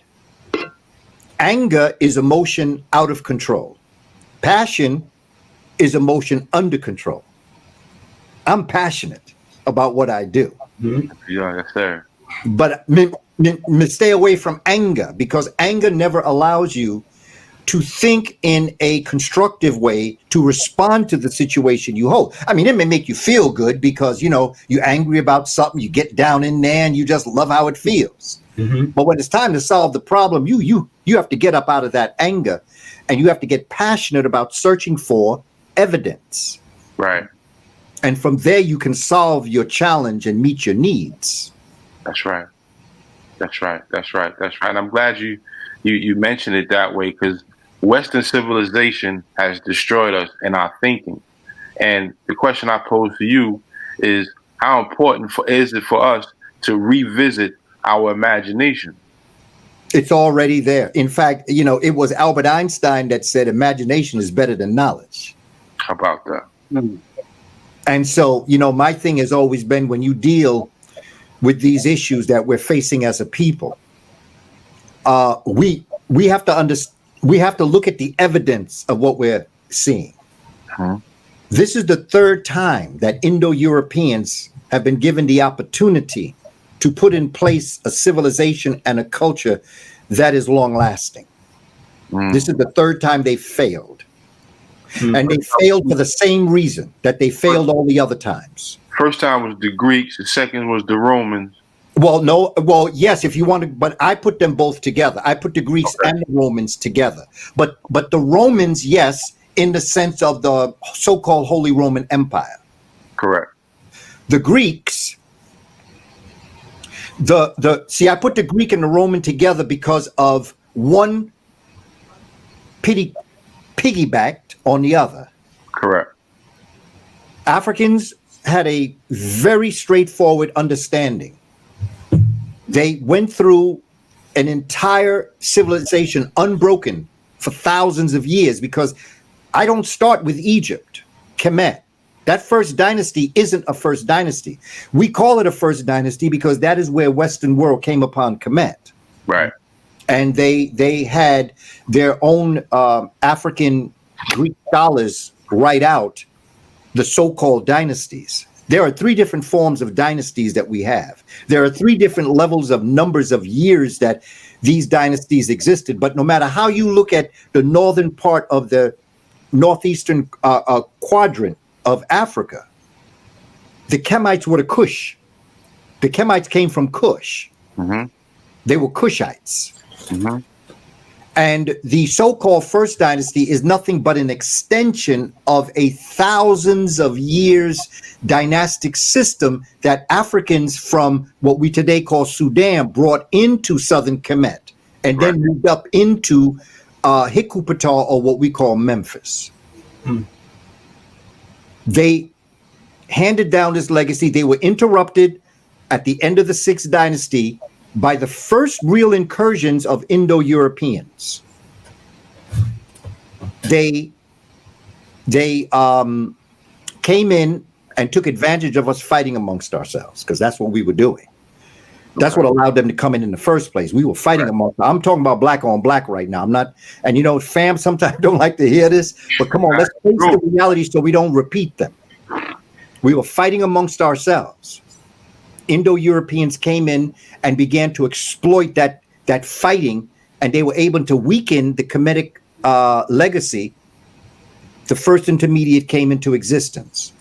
Okay. Eventually, after a while, Mentuhotep pushed forward from south, from Sudan or Nubia, back in, overcame these interlopers, ran them out, and established the Middle Kingdom. Mm. The Middle Kingdom flourished with the Intefs, pharaohs, and the queens, and Mentuhotep II, Amenemhet III. I mean, it was phenomenal. Right. However, Indo-Europeans came back in, mm-hmm. and they were able to overcome the northern part of Kemet by the Delta and push the Africans south. Eventually, Africans came back during the end of the 17th dynasty, drove the Hyksos, Indo-Europeans out, established the new kingdom, and then eventually 19th dynasty, the Napatan dynasty. But the point I'm trying to make is, at the end of the Napatan dynasty, about 525 BCE, before the Common Era, the Persian Cambyses and his Persian troops, which today would be Iran, came in and overtook. 525 is really the last time Africans ruled Kemet the way they had done in time. Because after the Persians came the Greeks in 332. They came with no talent. They came with nothing to offer. And what they did is that whatever they could not steal, whatever they could steal and understand, they put their name on it. Mm-hmm. Things that they could not understand, they destroyed. Typical, right? The same thing today. Now, right. 30 BC, after the so-called Germanic tribes that we call the Romans come down, they're going to come down, they're going to start what's called the Punic Wars with North Africa. They're going to come back, and the success of the Roman soldiers beating the African Carthaginians is the fact that the Carthaginians, who are Africans, and the Numidians from Morocco are fighting amongst themselves. Mm. And so the Romans make a deal with the Numidians. The Numidians buy into it. They defeat the Carthaginians, and then the Romans turn on their word and subjugate the Numidians as they always do. We should know by now. Right. So that's that first time that the Indo-European world had a chance to establish a civilization that could survive. But they were so greedy, so arrogant, so ignorant, it fell. Because more Germanic tribes would come down and they would sack the Holy Roman Empire. Now, am I incorrect in saying during that Carthage war, that's the time of Genghis Khan? Am I correct? Well, that's going to be out of Asia. That's moving more towards Asia. We're talking about Africa proper right now. Yes, sir. And so Genghis Khan and the entire concept of the Asian invasions are going to come. The Mongolian invasions, they're going to come also. Right. But Genghis isn't going to impact this area of the world right now. Okay. And so when Europe is plunged into a dark age, and when the Roman Catholic Church is trying to get themselves together, they try to unite, and then all of a sudden, this is the second time that they could have gotten it right. Africans went in 710. This is what we call the Moorish Empire. Right.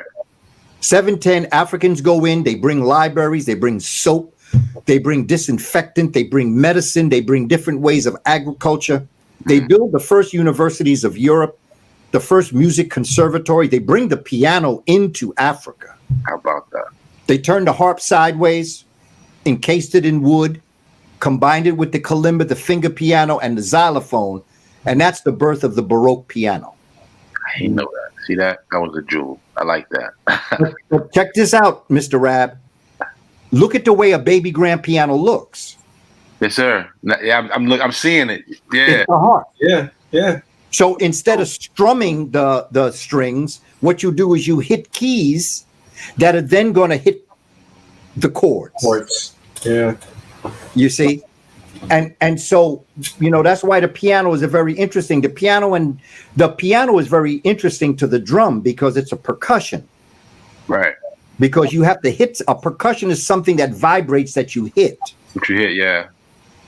And so the piano actually is not just that, but when Africans were playing the drums and they would play it real hard and the top of the drum would get shredded, what they began to know is that if they moved along the top of it, the strings, the parts that were just hanging would make a sound.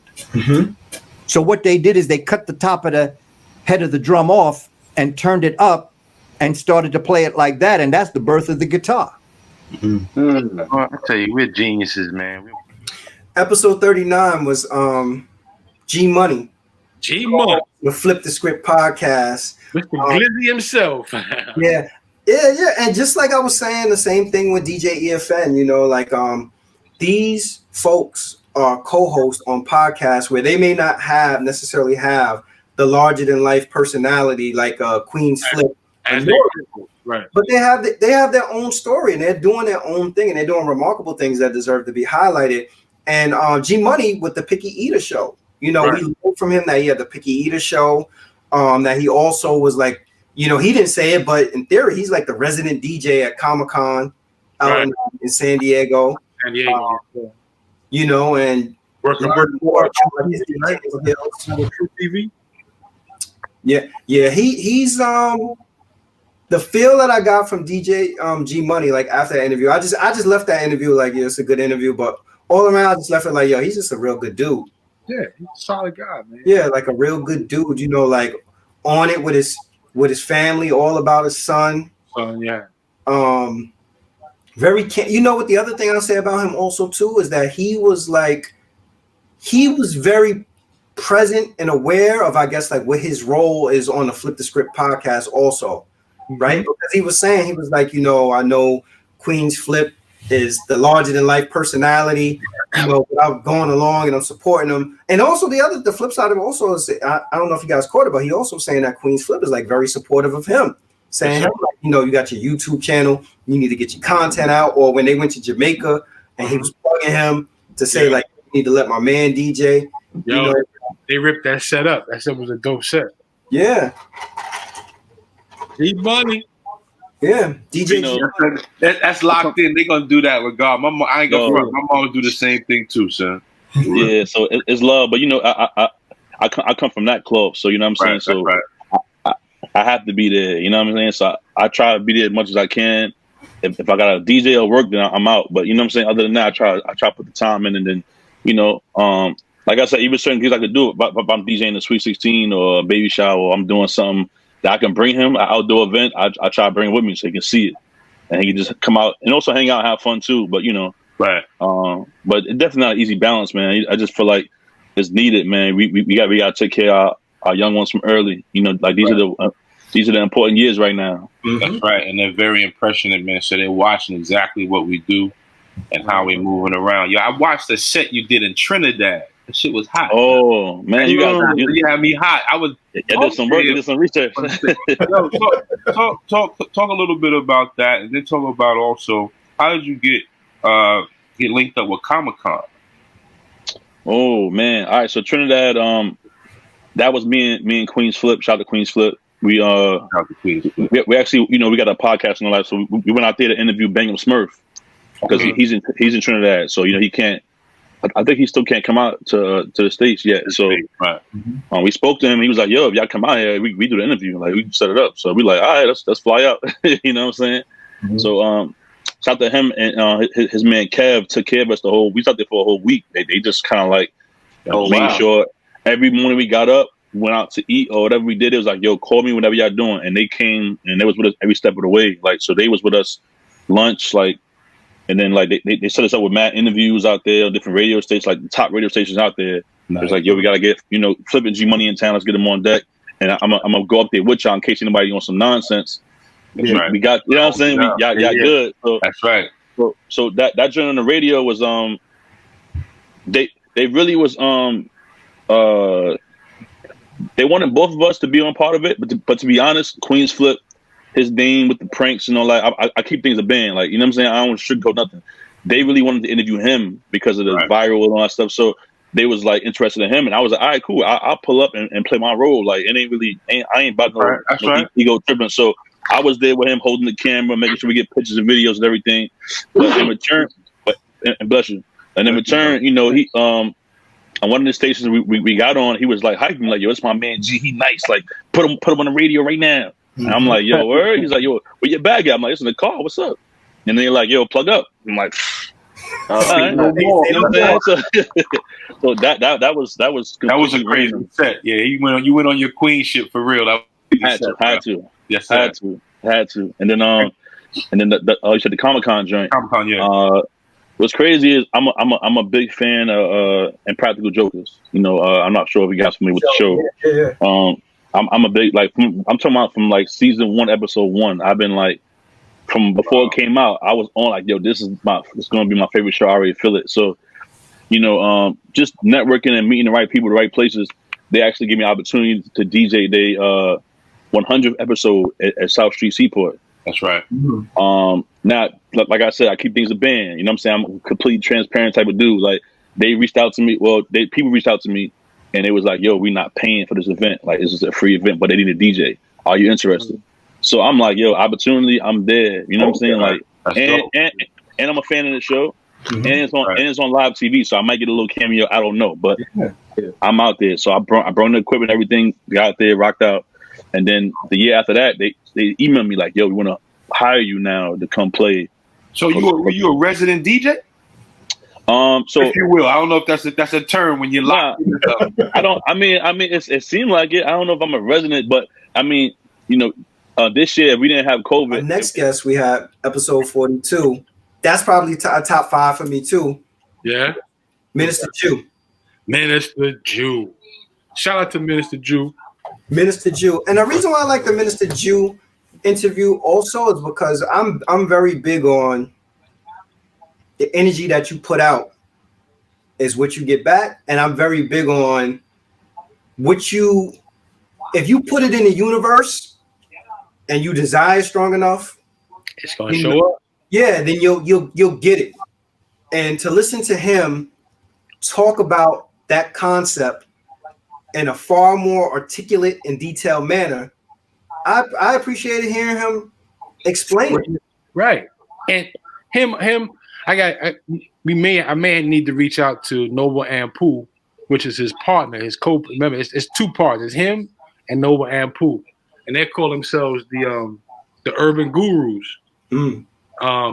But Noble Ampu is more on astrology, where Minister Jew is more about physics and quantum mechanics and all that nature. But he also uses the verses from the Bible in plain text that shows you can manifest anything you want in this life. As long as you have the desire and the concentration and the will to do it, it will manifest. It's all about where your thoughts are, where your thoughts align with. Yeah. You know what Minister Jew also taught me? This is on a production side. Because we live in the East Coast, we just assume everybody else is on East Coast time. Yeah. I think when we scheduled to meet with him, he originally thought it was earlier because he's like on Central Standard Time or something like that. Chicago, yeah. So that was that, He's in Chicago. Yeah. So he's an hour early. Yeah, but even after that, even with the time mix-up, he still agreed to come on and give us some great content. So shout out to Minister Jew. Minister Jew. And the priesthood. A technique that I call tracing God. You know, when you read about, I think it was the last king of Israel, who was told that he had to write the whole book of Proverbs out by hand. That's in the Old Testament, right? And so what were they really getting to there? What were they indicating? What were they pointing us to in that commentary is that there's something powerful about writing in words that alter the fabric of time and space if we're emotional enough about or passionate enough about what it is that we're saying. Yeah. And emotion is key. And emotions and feelings have a hidden power right along with words. How did the two of those work together with one another? Well, emotion is like this, right? One of the ways I like to explain it, when a woman I love going through the pregnancy process to explain manifestation because it's a beautiful replica physically of what's happening on a psycho-spiritual level when you're dealing with thought. Correct. So like when a woman's pregnant, they tell you that her heart has to work about 40% more than it does regularly, right? And what else does water do? Water always sinks to the lowest point available, right? Yep. So when we look at these things, we have to say, okay, how can we look to nature or things that happen in nature to identify how we should appropriate or implement these things in a practical sense, utilizing what people call the law of attraction. An older term for it is in scripture. They call it the law of liberty. Actually, in scripture is what they call it.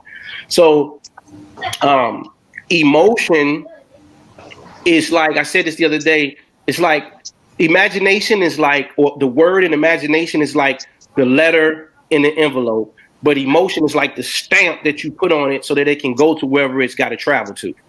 Okay.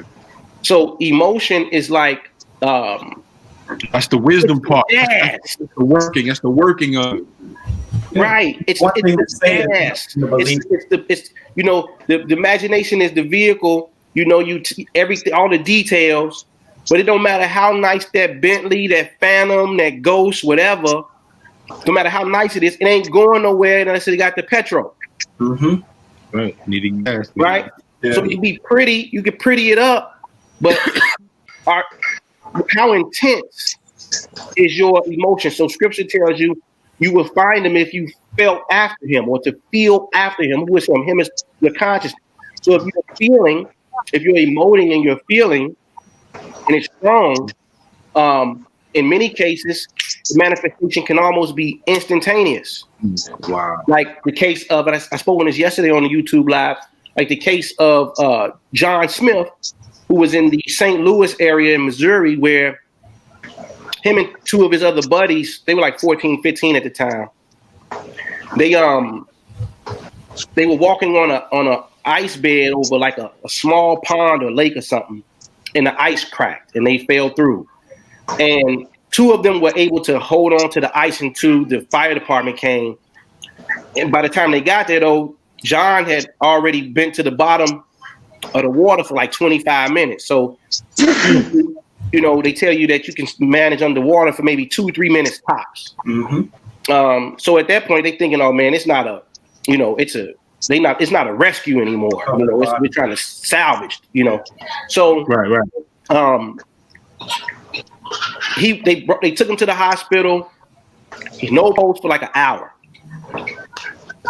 You know, they doing their whole thing, clear, shocking them, trying to get the electron to pop back in the body.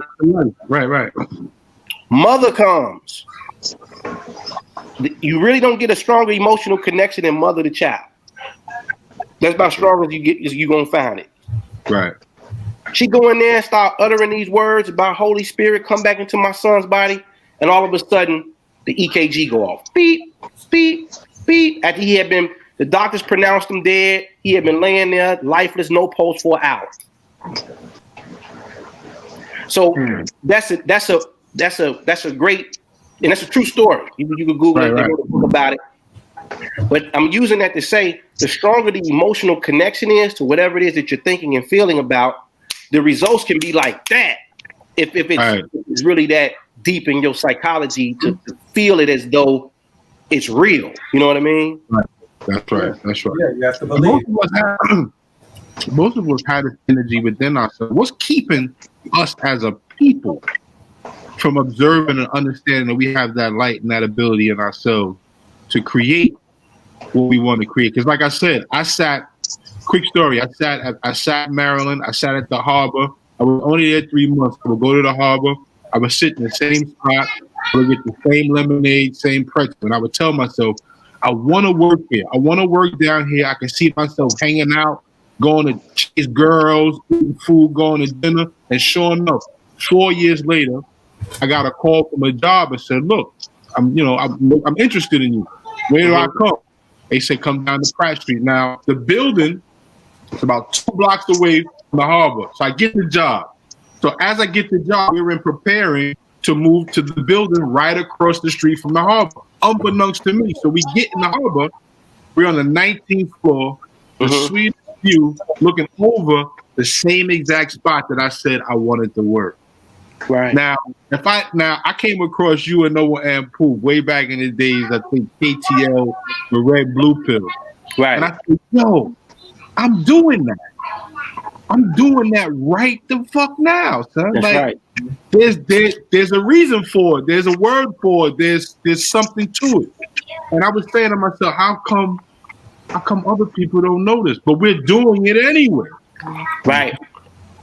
Well, so I'm sorry. I know I'm taking up. No, man. Elaborate. I love to hear the stories, man. You know, well, one, you know, you always hear ignorance of the law is no excuse, right? Mm-hmm. That's right. And so it's innate. It comes with the packaging. It's a part of the fabric of what we are. right? So you can never escape from utilizing the law, because every day you're thinking and feeling. Every single day. Every day, right? You wake up, you're thinking, you're feeling, you're thinking, you're feeling all day. And so really what it comes down to is, over the years,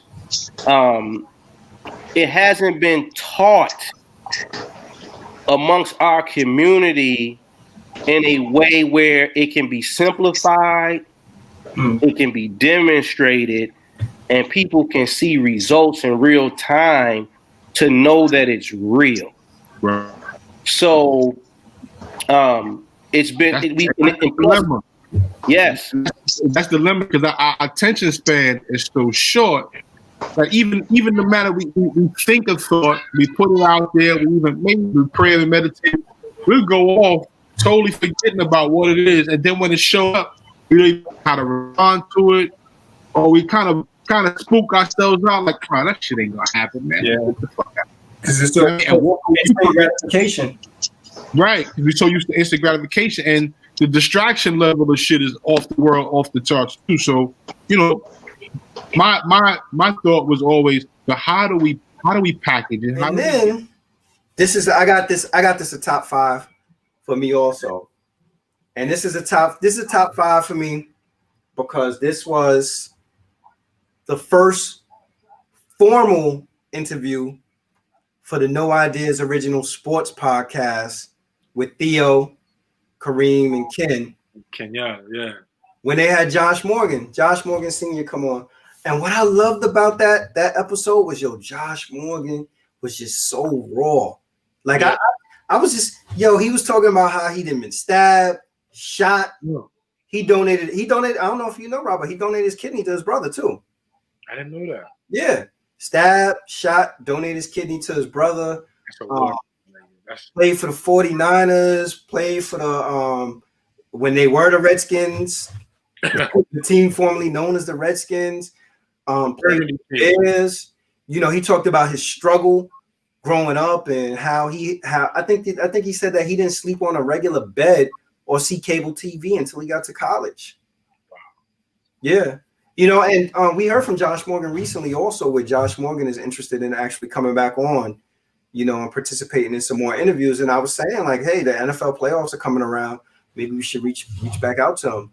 But he's just, humble, down to earth dude, very raw, and I like that. Like, I like the dudes who don't try to be conversations we want open dialogue, and by the grace of God, we've been getting that, man. And the people that we've been interviewing are just so open and candid and very forthright. Nothing crazy.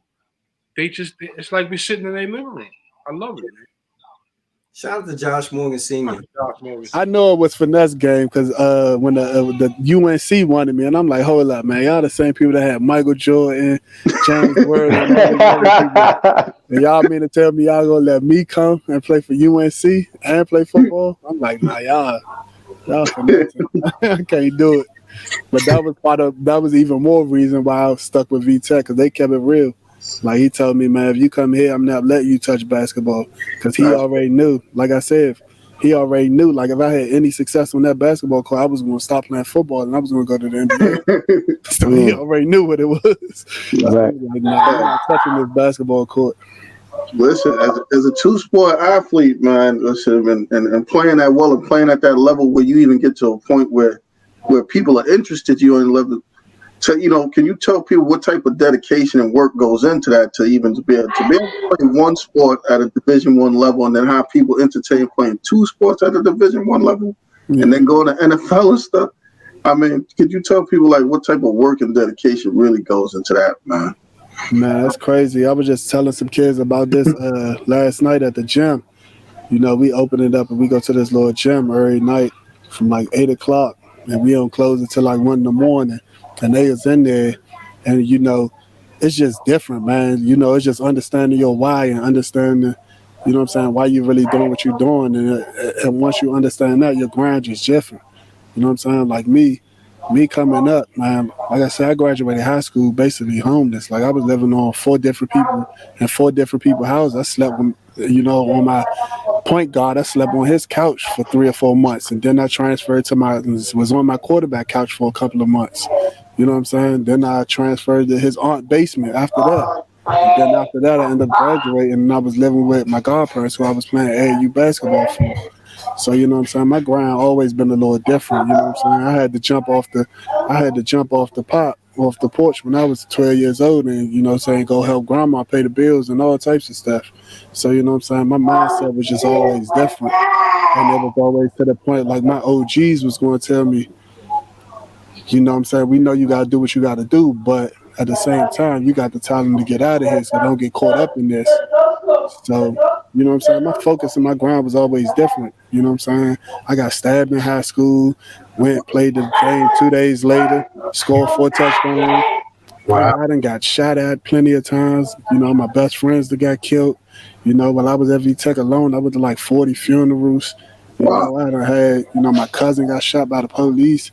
Yeah, it was just a lot of stuff that I experienced at a young age that just had my mindset different. And it was just like, you know, I was saying stuff that most kids my age weren't saying. I was going through stuff that most kids weren't going through. So I'm 14 years old, and I'm out there after practice, out there trying to get it, because I know I got to come up with this 1,200 or else the light's going to be out. You know what I'm saying?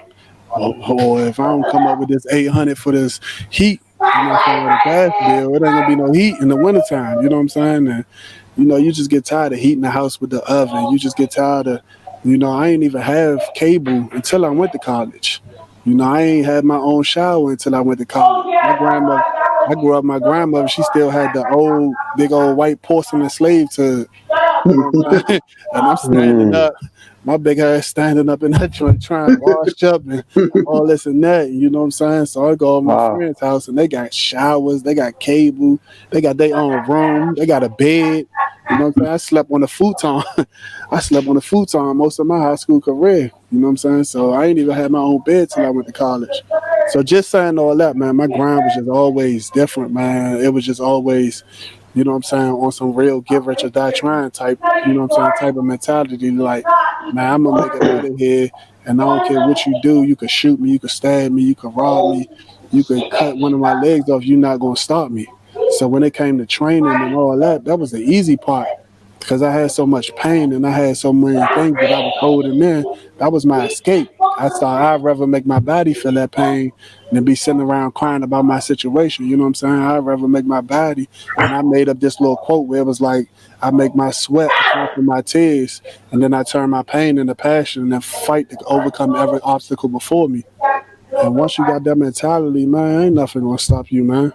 I saw too much too young. Yeah, agreed. And I think it's an even bigger testament to you having gone through all that to make it to the NFL. Yeah, it definitely, because I always tell myself, like, my grandmother cried so hard on my 18th birthday just because I made it to 18. So I know I wasn't supposed to be here. You know what I'm saying?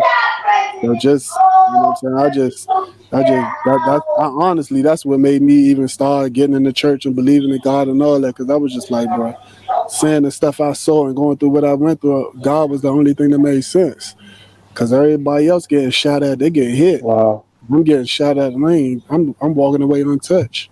You know what I'm saying? Everybody else getting stabbed, they out for a month, 6 weeks or whatever. I get stabbed, I go play a game 3 days later. You know what I'm saying? It was just different. You grew up in Washington, D.C.? Yeah. Yeah, that's real, man. That's definitely real, man. Yeah. So when you was out there in the NFL, man, as I said, when you played, and you literally played in the golden era of cornerbacks, man. Yeah. It wasn't too many slouches you played against. Who would you say is the toughest corner that you faced? Man, I ain't gonna hold you, man. The toughest corner, and I give him his credit. The toughest corner I ever faced was when I was in college. His name was Jimmy Williams. Okay. He was number 2. He wore number 2 before I did. He was a 6'3" corner. He was a hooper. He went to the same high school I went to down there in Hampton. He went to Bethel. He ran a 4.37. He jumped like a 38. But he was a safety turned to corner. You know, usually corners turn to safety. Safeties, yeah. No, he was a safety turned to corner. You know what I'm saying? He had quick feet, long arms, everything. But in the league, I'm gonna give him respect, man. Reeves was the toughest one. Okay. Reeves was the toughest one, man. He was just on some like, he was just smart. Like, and he wasn't the fastest dude, but he was just in your way. And he had all them old ass like, what are you doing? It just frustrates you, mess up your route, mess up the whole defense, mess with the quarterback. Half the time, it ain't look like he checking me. You know what I'm saying? I got a free route. Next thing you know, he picking that joint off, going the other way. So, yeah, hands down, Earl Reeves was the toughest one I've seen. I guess on the flip side of that, who is your favorite team to play for? Because I know you played for a few different teams. Who would you say was your favorite team? The 49ers. That organization from top to bottom, man, don't get no better. You know what I'm saying? From the owners to the GM to the coaching staff to the training staff to the team. Like, people don't understand. The only reason I left the 49ers was to come home because they said my grandmother was sick and they had too much longer to live. You know what I'm saying? She was that old school grandma, like I said. She still had the porcelain slave tub. She ain't never, if she had to get in the plane, she wasn't coming. If she had to get in the train, she wasn't coming. If she couldn't drive, she wasn't coming. So, you know what I'm saying? My grandma was my best friend. Like, she was the most important person in the world to me. So I only left San Fran to come home and spend that time with her and, you know, had the opportunity to, you know, see her in the stands at my games and stuff like that because I ain't had that opportunity since college. So that was the only reason I left. But, yeah, hands down, San Fran, man. From the top to the bottom. Best organization. What would you say would be your best years at San Fran, 09 or 2010? Those years seem to be your best 2 years at San Fran. Yeah, because my rookie year I was playing through injuries, and then my last year I had the season-ending injury. But my last year, 11, that was going to be my best year. You know, before I broke I think I broke my leg the 5th game of the season when we played Tampa Bay. Being greedy, man. Being greedy. Coach Harbaugh set us down. We blowing Tampa Bay out. Coach Harbaugh set me and Crabtree down. And he set us down like after halftime. Then he put us in that. He say, man, I want y'all to go warm up. Y'all gonna go in with Colin Kaepernick. So we get hyped because we like, man, yeah. We like, yeah, Colin going to the game. We about to throw the ball. We about to score some touchdowns, get these stats up. So we get hyped. We go in that game, man. And first, just like I said, Colin took us down the field. He throw Crabtree a pass. Crabtree get like 30 yards. He throw me a pass. I get like 40 yards. Next thing you know, we down there in touchdown range. I mean, in the red zone in like 3 plays. And I run over there, man. I'm diving. I try to dive, and that's why they created the horse collar. Because the dude, like, I put my feet in the ground to dive in the end zone. Dude pulled me back, and then another dude hit me on my leg, and I broke my leg the same way Alex Smif broke his leg in 2018. I did the same thing. Only mine didn't get infected like his, but I did the same thing. And but yeah, that was gonna be my best year, man. It was only 5 games into the season, but it just felt different. You know, I was in the best shape of my life. You know, I was doing everything. They wasn't taking me off the field. You know what I'm saying? Punt return, kick return. They was trying to really get me to do everything. And, it was just fun, man. It felt like, yeah, it was my money year. So what's the recovery process for an injury like that? Man, because I know it's got to be a mental thing as well as physical, you know, to bounce back from an injury like that. Yeah, I mean, it's definitely a mental thing, but at the same time, it's all about the organization you go to. So my little situation was different because I had a season-ending injury with one team, but it was my free agent year, and I ended up signing free agent. The last interview that we did this year was with Kris Smif, the Black Techie. I enjoyed this interview also. You know what I enjoyed about it? I think, you know what? I'm biased because I think anytime we can get a female to come on, it's something about it that it's something that they lend to the discussion that we don't necessarily have with us three or when we have another male guest on. Right. It's just a different perspective it's really refreshing to hear. Right. And this sister came in and, you know, her knowledge in the area of tech and you know how she was like really championing the superphone, and how she spoke about Ryan Leslie, and you know her aspirations for Silicon Valley was fire. She was coming from a social worker background, right? Then she worked in a group home, or to make that transition, right? Think about that. Like you make a transition from human services to tech. That's a leap. Yeah, out of Baltimore. Speaking of that, she talked about the book, The Big Leap. Out of Baltimore. You know what's dope too? The part where y'all was talking about was the zone of genius, and what was it? Zone of excellence and the zone of genius. Zone of excellence and zone of genius. How about that? And it's pretty much two mindsets that if you're trying to get something out of what you're trying to produce, these are the things you want to line yourself up with. And that's how she came up with the whole smartphone thing, or the superphone. How about that? I definitely have like a lot of relationships that I wanted to build first, because it wasn't always about getting the clients first. It was about me building the relationships with their people. And it was very intentional. So I didn't come in like, yeah, I'm gonna be this big shot, I'm gonna do this, I'm gonna do that. Nah, but I have attracted a lot more football people because that's where I geared my content. But I think eventually, probably within the next 6 months, my planning for Q1 and Q2 of 2021 is to niche down even more on the specific type of athlete. And I'm gauging my conversations and contracts that are on the table, and I'm taking note of stuff. And I'm knowing right now, based on stuff is looking like a lot of collegiate athletes and some retired NFL players, and like, you know, the soccer players are just the extra. That's where you want to get them at. So Superphone, tell us about Superphone. What is Superphone and how did it come about? Oh gosh. So the great, amazing Ryan Leslie, RLS, shout out to you. He's a great guy. He came out with this concept in 2013 because he really wanted to have a direct connection with his fans. He felt like that a lot of social media kind of made it feel like a one-to-many relationship instead of like a one-to-one. And when you look at Ryan's following, he has a huge combination of followers on all of his platforms. But if you take 10% of that, that's really the engagement. Because when you look at social media specifically, the higher you get in following, the lower the percentage is in engagement, because it starts dwindling down.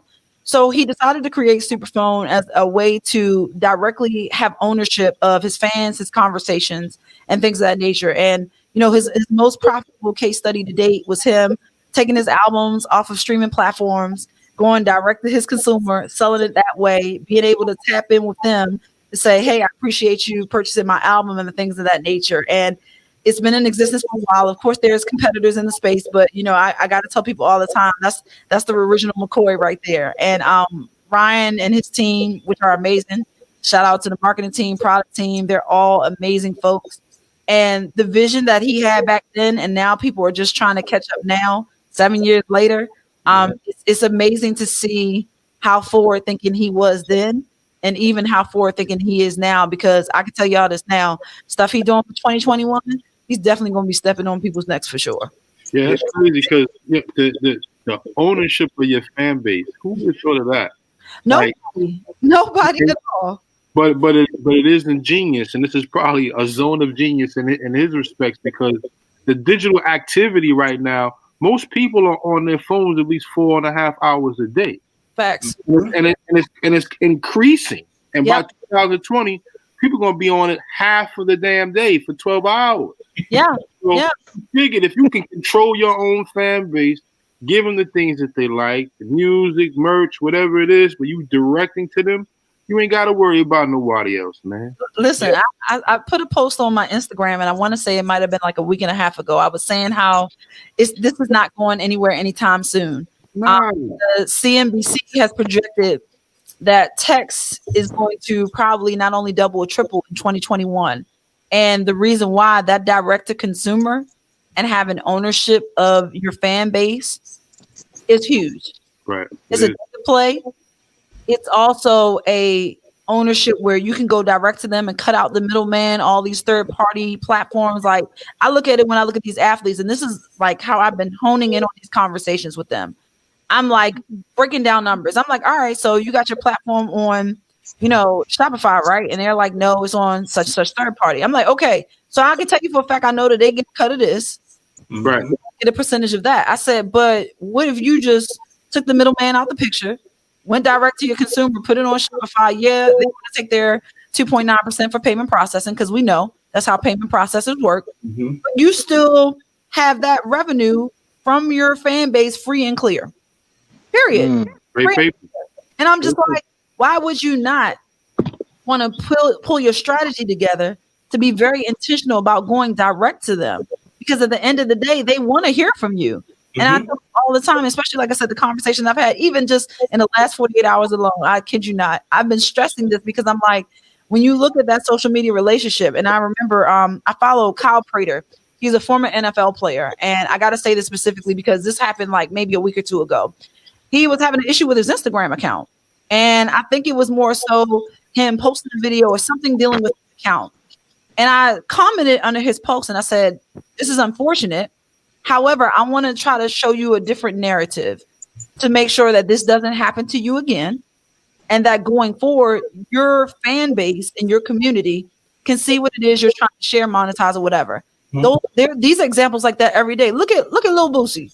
Okay, now I know his antics are a little pungent, but he got locked out of Instagram for a good long time. Mark Zuckerberg and Facebook own everything. And I tell people this from a tech perspective. They own everything. They own WhatsApp. They own a lot of companies that a lot of people don't know that they own. Yeah. Talk about Nipsey's usage of smartphone. Yeah, Nip knew. Rest in peace to Nip. That's right. He was way beyond his time. And I am still like kind of, even not knowing him, I'm reeling that. Because I think that just from the innovation and technology piece, he knew. Like his CTO, Idris, Sandu, intelligent genius guy. I follow him on all platforms. He knew and he saw the vision when you think about Nip Smart Store. But going back to Nip using Superphone, that was his mailbox money campaign. A lot of people don't know that. That was the case study, and that's what he used for his mailbox money campaign. He basically sold it direct to consumer. Because I think one was either 100 and one was 1,000, if I'm correct, based on just what he's shared. Mm-hmm. And he sold directly. Ain't no middleman. He sold direct to his fan base. He knew where they were, so if he pulled up in the city, he could do a pop up, show them love. Right, come out back and say thank you. I mean, there's so many nuances to that. But Nip was definitely ahead of his time. Cardi B for WAP. I know they use Superphone for that rollout for that.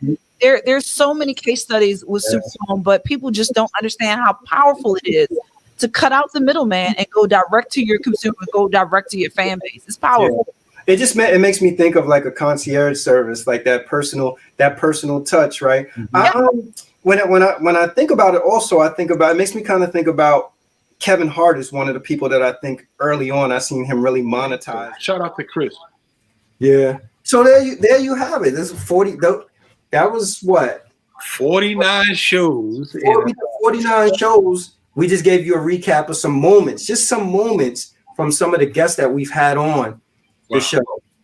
And then for 2021, right, all right. We're looking at some even more interesting guests. We started already having preliminary conversations with people that potentially we want to have on 2021. So. You got to plug in. I want to encourage everybody also, based on these clips that you heard, if you haven't had an opportunity to watch these interviews in their entirety, to kind of go back, run it back and listen to our catalog. If you're somebody who you about getting some information and getting knowledge, right, you'll really appreciate the discussion. Now, I'm going to be candid with you. If you want to hear the gossip about who OC dated, we don't get into who he dated. We don't get into who he had a fist fight with. We're not going to talk to Masta Ace about how he, about whatever. If him and Big Daddy Kane smoke blunts in the hallway. Yeah, those are the conversations. But we are gonna have a conversation with General Steele about what it was like to actually be in the studio with Sean Price. Right. And if there's to be a father. We talk about fatherhood. We ask questions that we know the general public may not be so privy to think that we're gonna ask. Because we're not looking for the gossip. We're not looking for the soundbite and the trendy stuff. We're looking for real live conversation. And you know why we do that? Because there's No Ideas Original. Not one, baby. Yo. Man. Wow. Happy New Year to everybody. Thank you for tuning in to the Best of No Ideas Original podcast. Happy holidays.